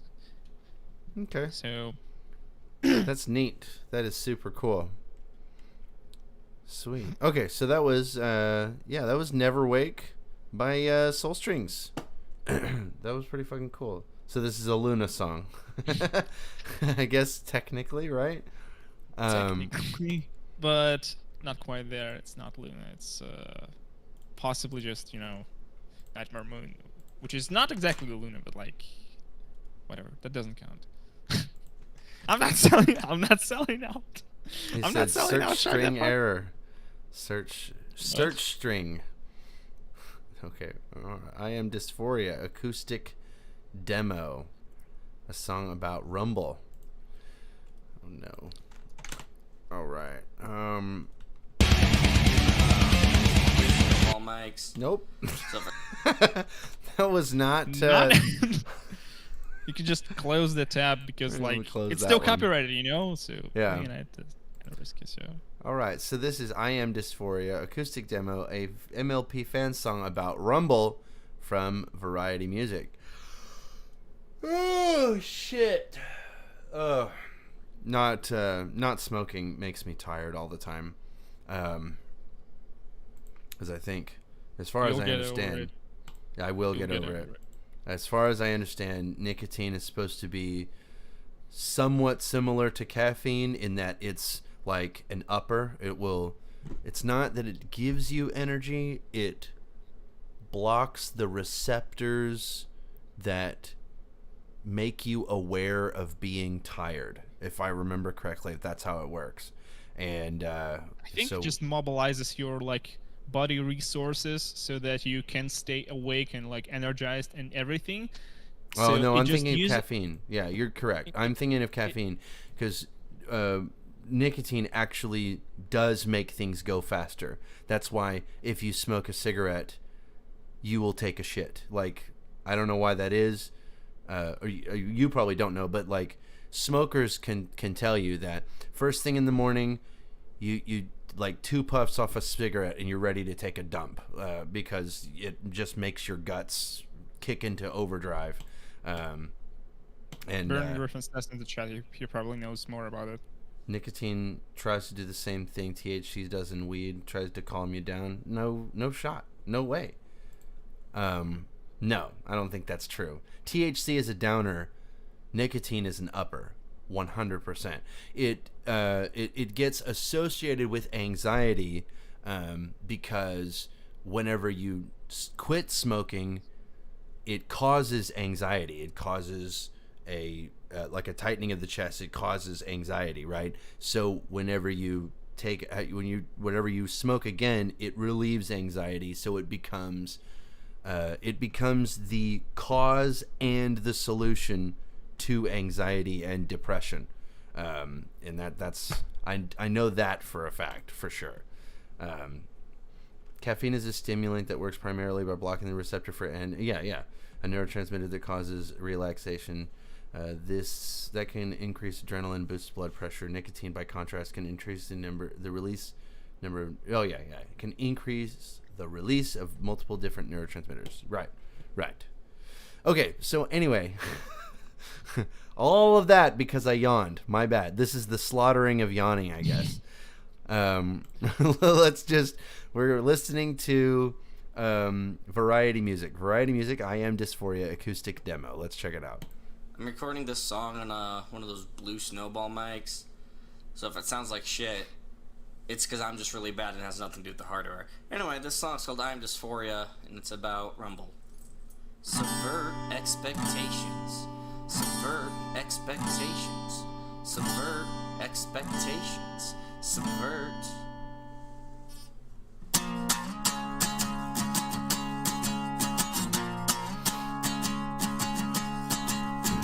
Side note, I tried to dye my beard pink recently, and my shit did not turn out like this. I don't understand. I don't get how people do it. Like, I wonder if you have to, like, fucking dye your shit blonde first, or whatever you call that, bleach. I wonder if you have to bleach your shit first in order to turn it pink, but I don't know. I didn't have any luck with it. I've never dyed any hair on my whole body ever in my life, but okay, so you do bleach it. I got you.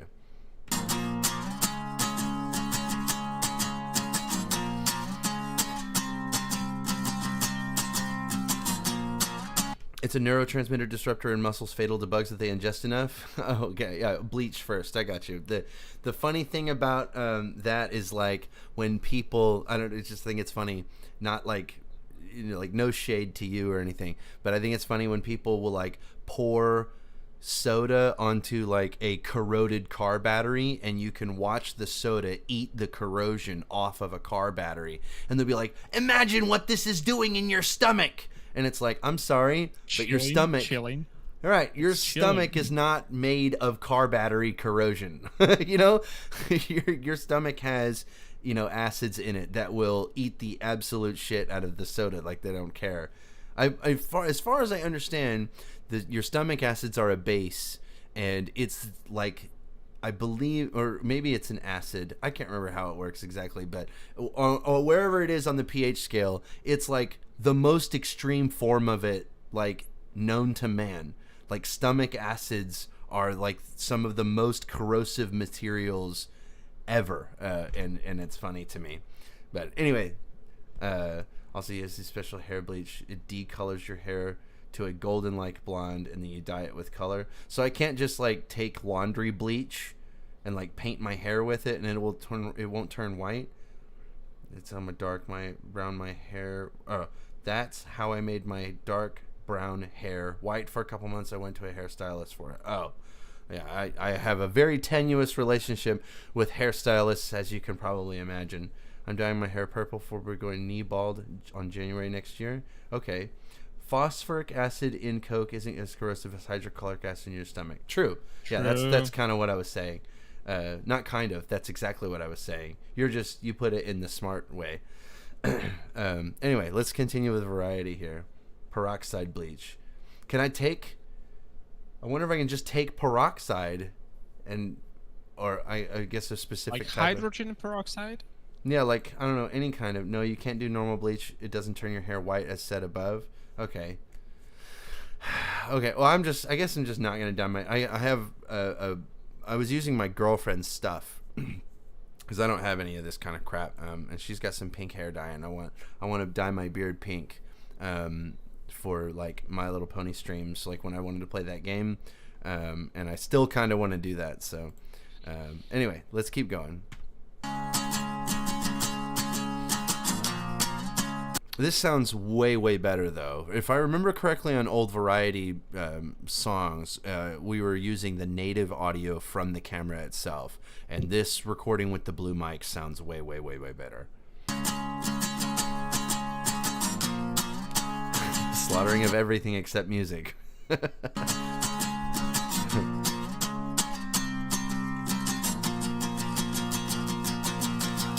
me in a box or call me pretty.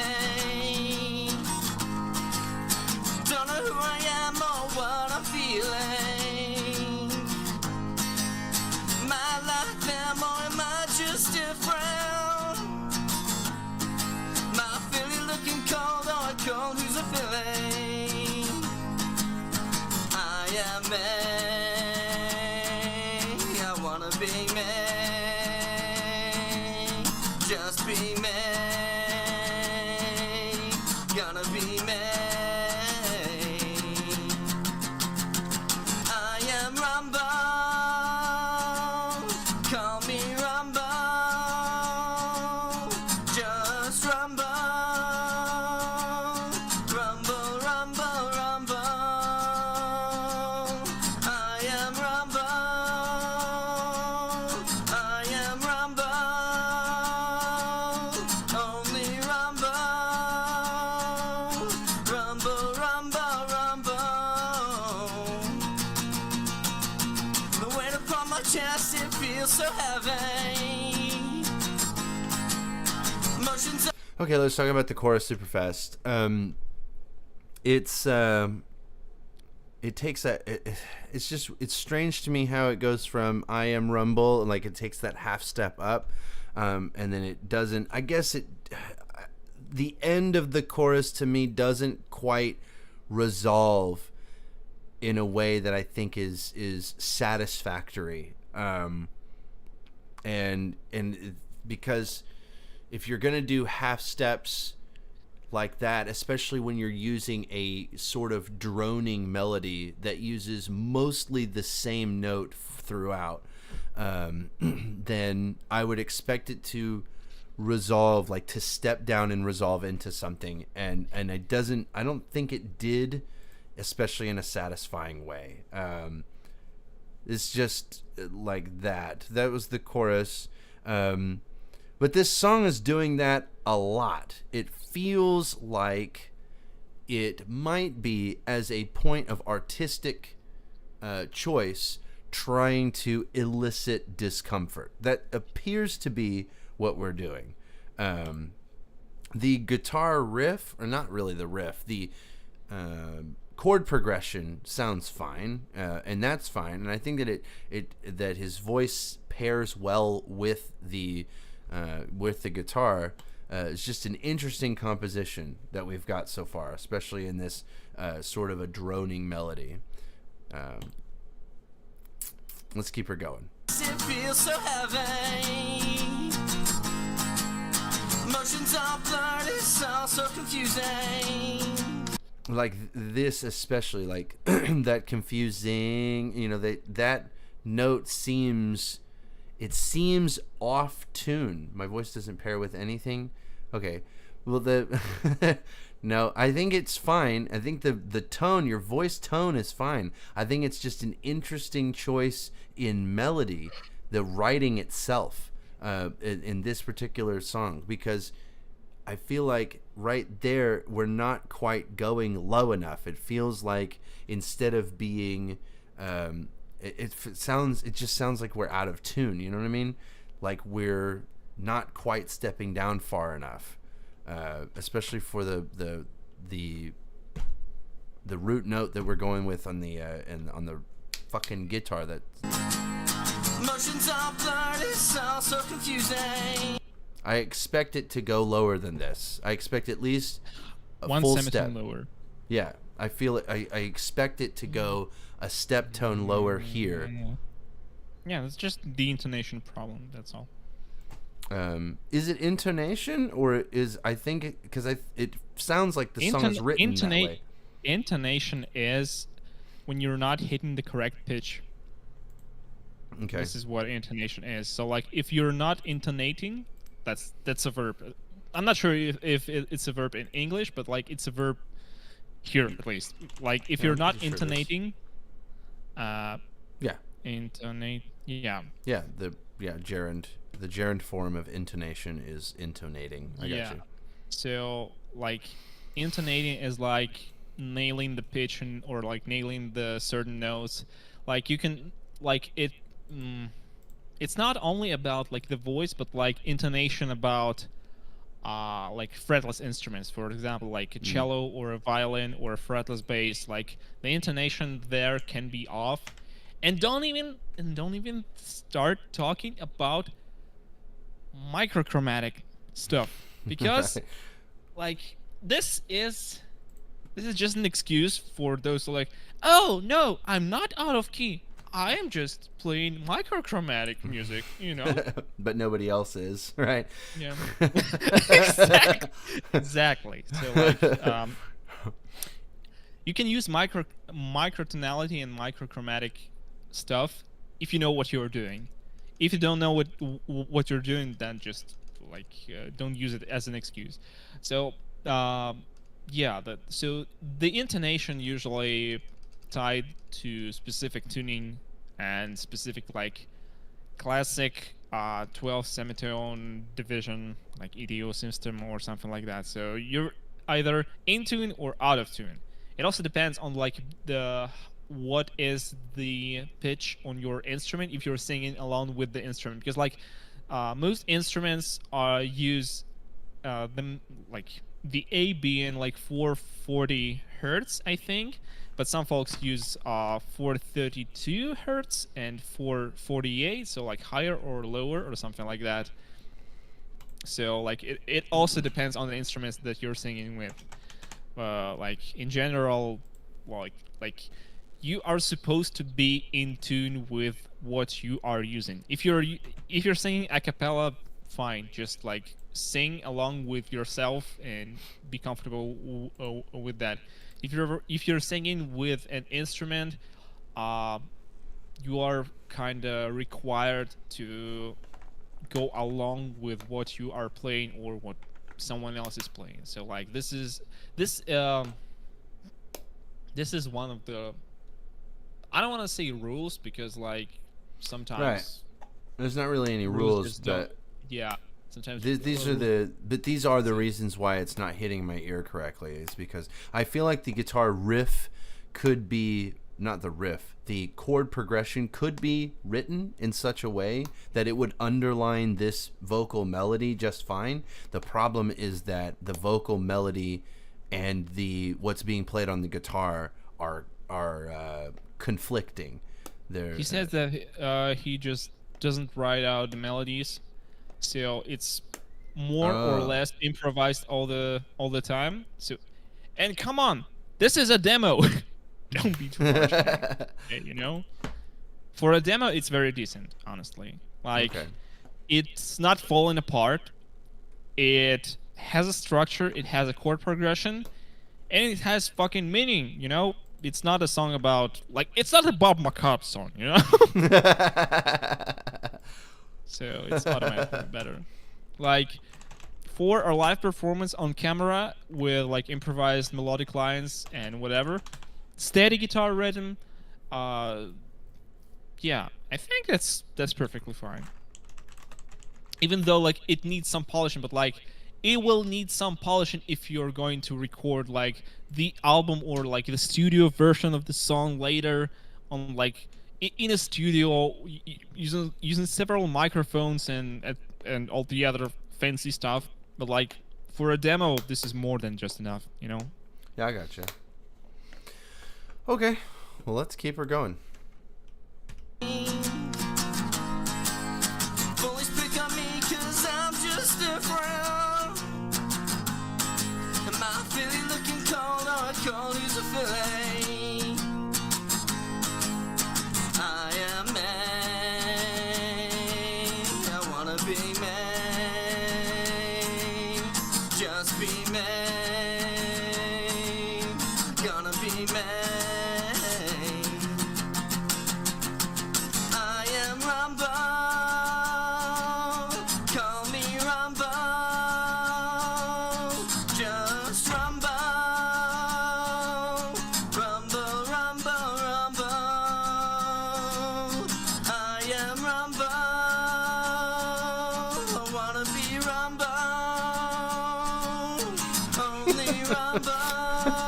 Not a Bob McCobb song is probably the nicest thing someone's ever said about my music.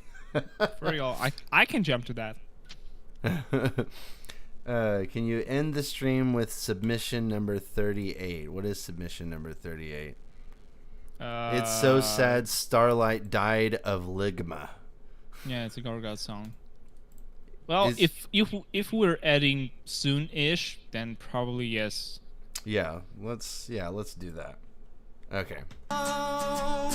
Rumble, rumble, rumble. I play mandolin, have a hell of a time singing in tune while playing. Yeah. Dude, okay, so this is just a demo. Slaughter. Literally worse than a puddle of mud. It's really not... it's not like that. I just have notes. I'm not saying that like he's garbage and that he should kill himself or anything like that. I'm just saying I have notes, you know? It's a demo is supposed to say, I'm demonstrating this song or like this ability or this riff or whatever, right? And I'm like, okay, there you go, and whatever. And these are my notes, you know? Okay. Keep it going.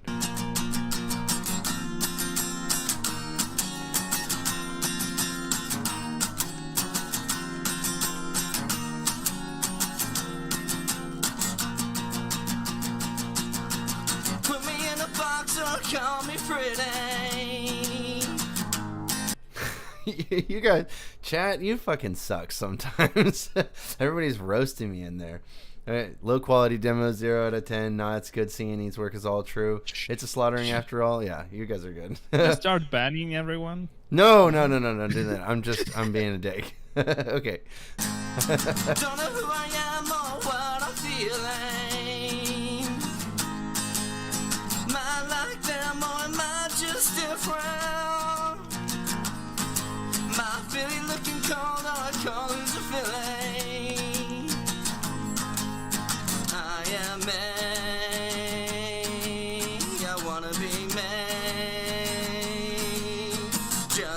made. Gonna be made. I am Rumbo. Wanna be Rumbo. Call me Rumbo. Rumbo, Rumbo, Rumbo. I am Rumbo. Just Rumbo. Only Rumbo.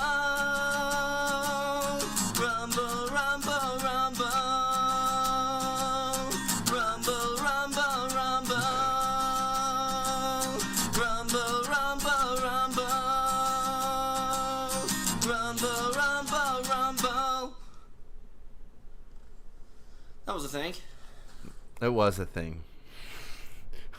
He was hitting those notes during the chorus, though, like very, very accurate in comparison to like verses and something else. Like the chorus was more or less, he played the chorus more often than the verses, so he got that part better than the verses, I guess, like vocal wise. So yeah, that was nice. I just I'm not a fan of just like the composition of it. Yeah, true. The like the I don't like the droning choruses are just droning choruses are just aren't for me. This was a really popular thing in grunge. We heard this a lot in grunge. Do what? I haven't listened to a lot of grunge myself. So. Okay.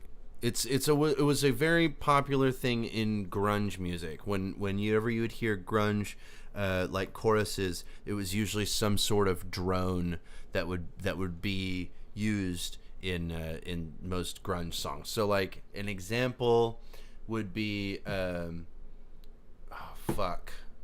don't know.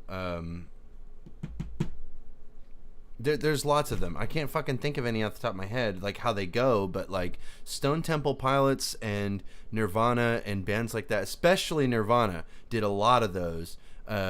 Would do very drony type of compositions in their choruses and shit like that. I can't think of any because I'm an idiot, I guess. But yeah, that's the general gist of what I'm getting at. And I've never ever been a fan of any of those ever. They've never been my thing. So I like grunge too much. Oh, I gotcha. Yeah. Well, then, yes. So if that's what you're going for, then, I mean, you nailed it, because that's what it sounds like to me. It's just, not my thing for sure. Okay. How much time do we have? It's 1:30. I'm supposed to go get my kid from his mom's house at like 2 o'clock. So let's do one more, and then we're going to do the Ligma. Okay. If it's gonna be a short one. Proposito abstrato. Proposito abstrato. Let us. Is it Portuguese? No. I have no idea. That sounds like Portuguese. It looks like Portuguese. I don't know what it is though. 6 minutes long. Oh my god, fucking! And it's weeb shit. This is a Madoka submission, isn't it? You betcha. Yes, it is. You betcha. Okay. We can just do Gargoyle's track and call it a day, because I once again I have some stuff in stream text to show you after the stream. So. Oh, okay. Okay. Well, then we'll do the Ligma. Let's do the Ligma real quick. Oh, look at that. He's on a Pinkamena party. That's cool. I don't know if they just like mine. Maybe we did yours already. Yeah, we already did yours, Burning Gryphon. We did yours. Roasted very hard, so. Yes, we roasted it, so be show. prepared for that. But yeah, we did yours. It'll be in there. You'll see. Okay, so Regurgitation shit. It's so sad. Starlight, Glimmer died of Ligma. You listened to the FG track already? No, we're skipping it. We'll do it next week. Let's. Nope, not next week. In 2 weeks, I guess. In or 2 wait, weeks. in 2 weeks you're leaving for a convention. like next week we will be doing like album reviews. So it's gonna be Madoka's album, Gargod's album, and there will be Voodoo Pop album. I'm not entirely sure if it's copyrighted or not. Probably not. Or I don't think it's copyrighted. So Voodoo Pop album as well. Hopefully. No, I'm still. We'll be doing that on the 8th, on Wednesday, because then on Thursday I'm leaving for a convention. That's the album stream. I'm talking about like in 2 weeks, so like 15th. On 15th I'll be back. I'll be back by then. Okay. Yeah. So we're not skipping any weeks. Okay. Yeah. Got it. So, got it. all right, in 2 weeks then. So here we go. We're gonna check out this Regurgitation of Shit song. And temp equals loud. That's true. Let me turn it down super fast. You are a saint for warning me. Okay, here we go. It's so sad. Starlight Glimmer. Who the hell is Starlight Glimmer. Ligma balls.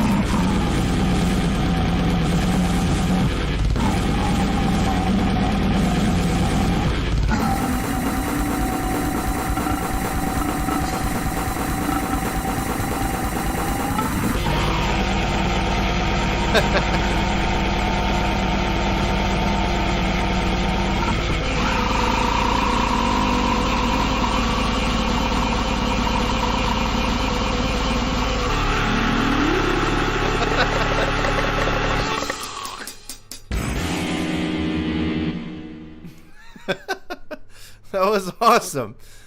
I would probably complain about the Vox being a little bit too loud.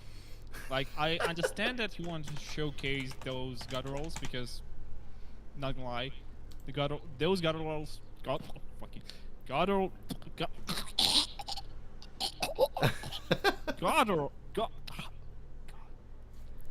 vocals.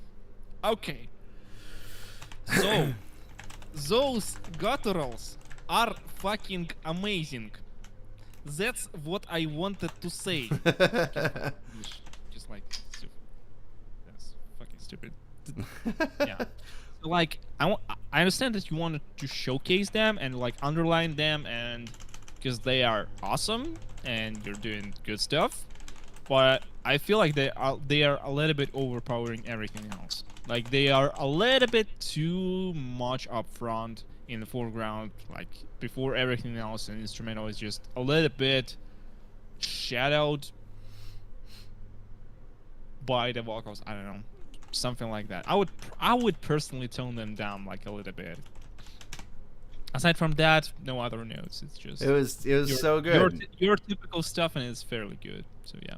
It was super good. Especially, okay, so it had a super hilarious intro, and then it drops in, and it's got a really good groove, and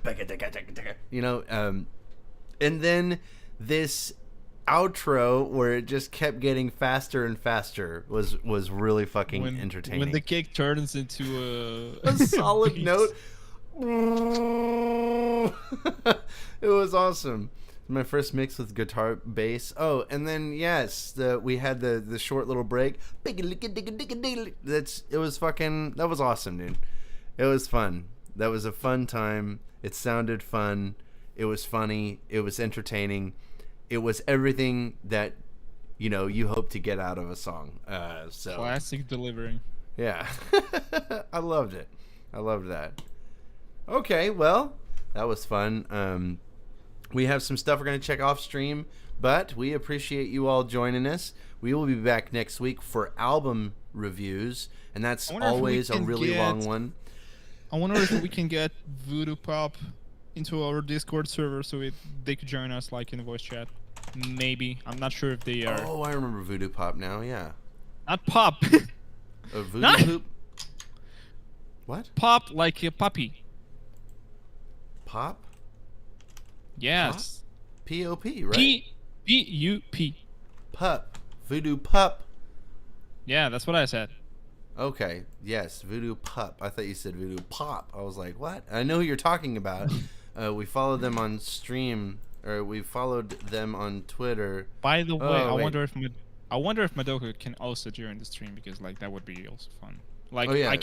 I know Gargot can join the stream, but like Madoka probably can do as well. I don't know. Yeah. That'd be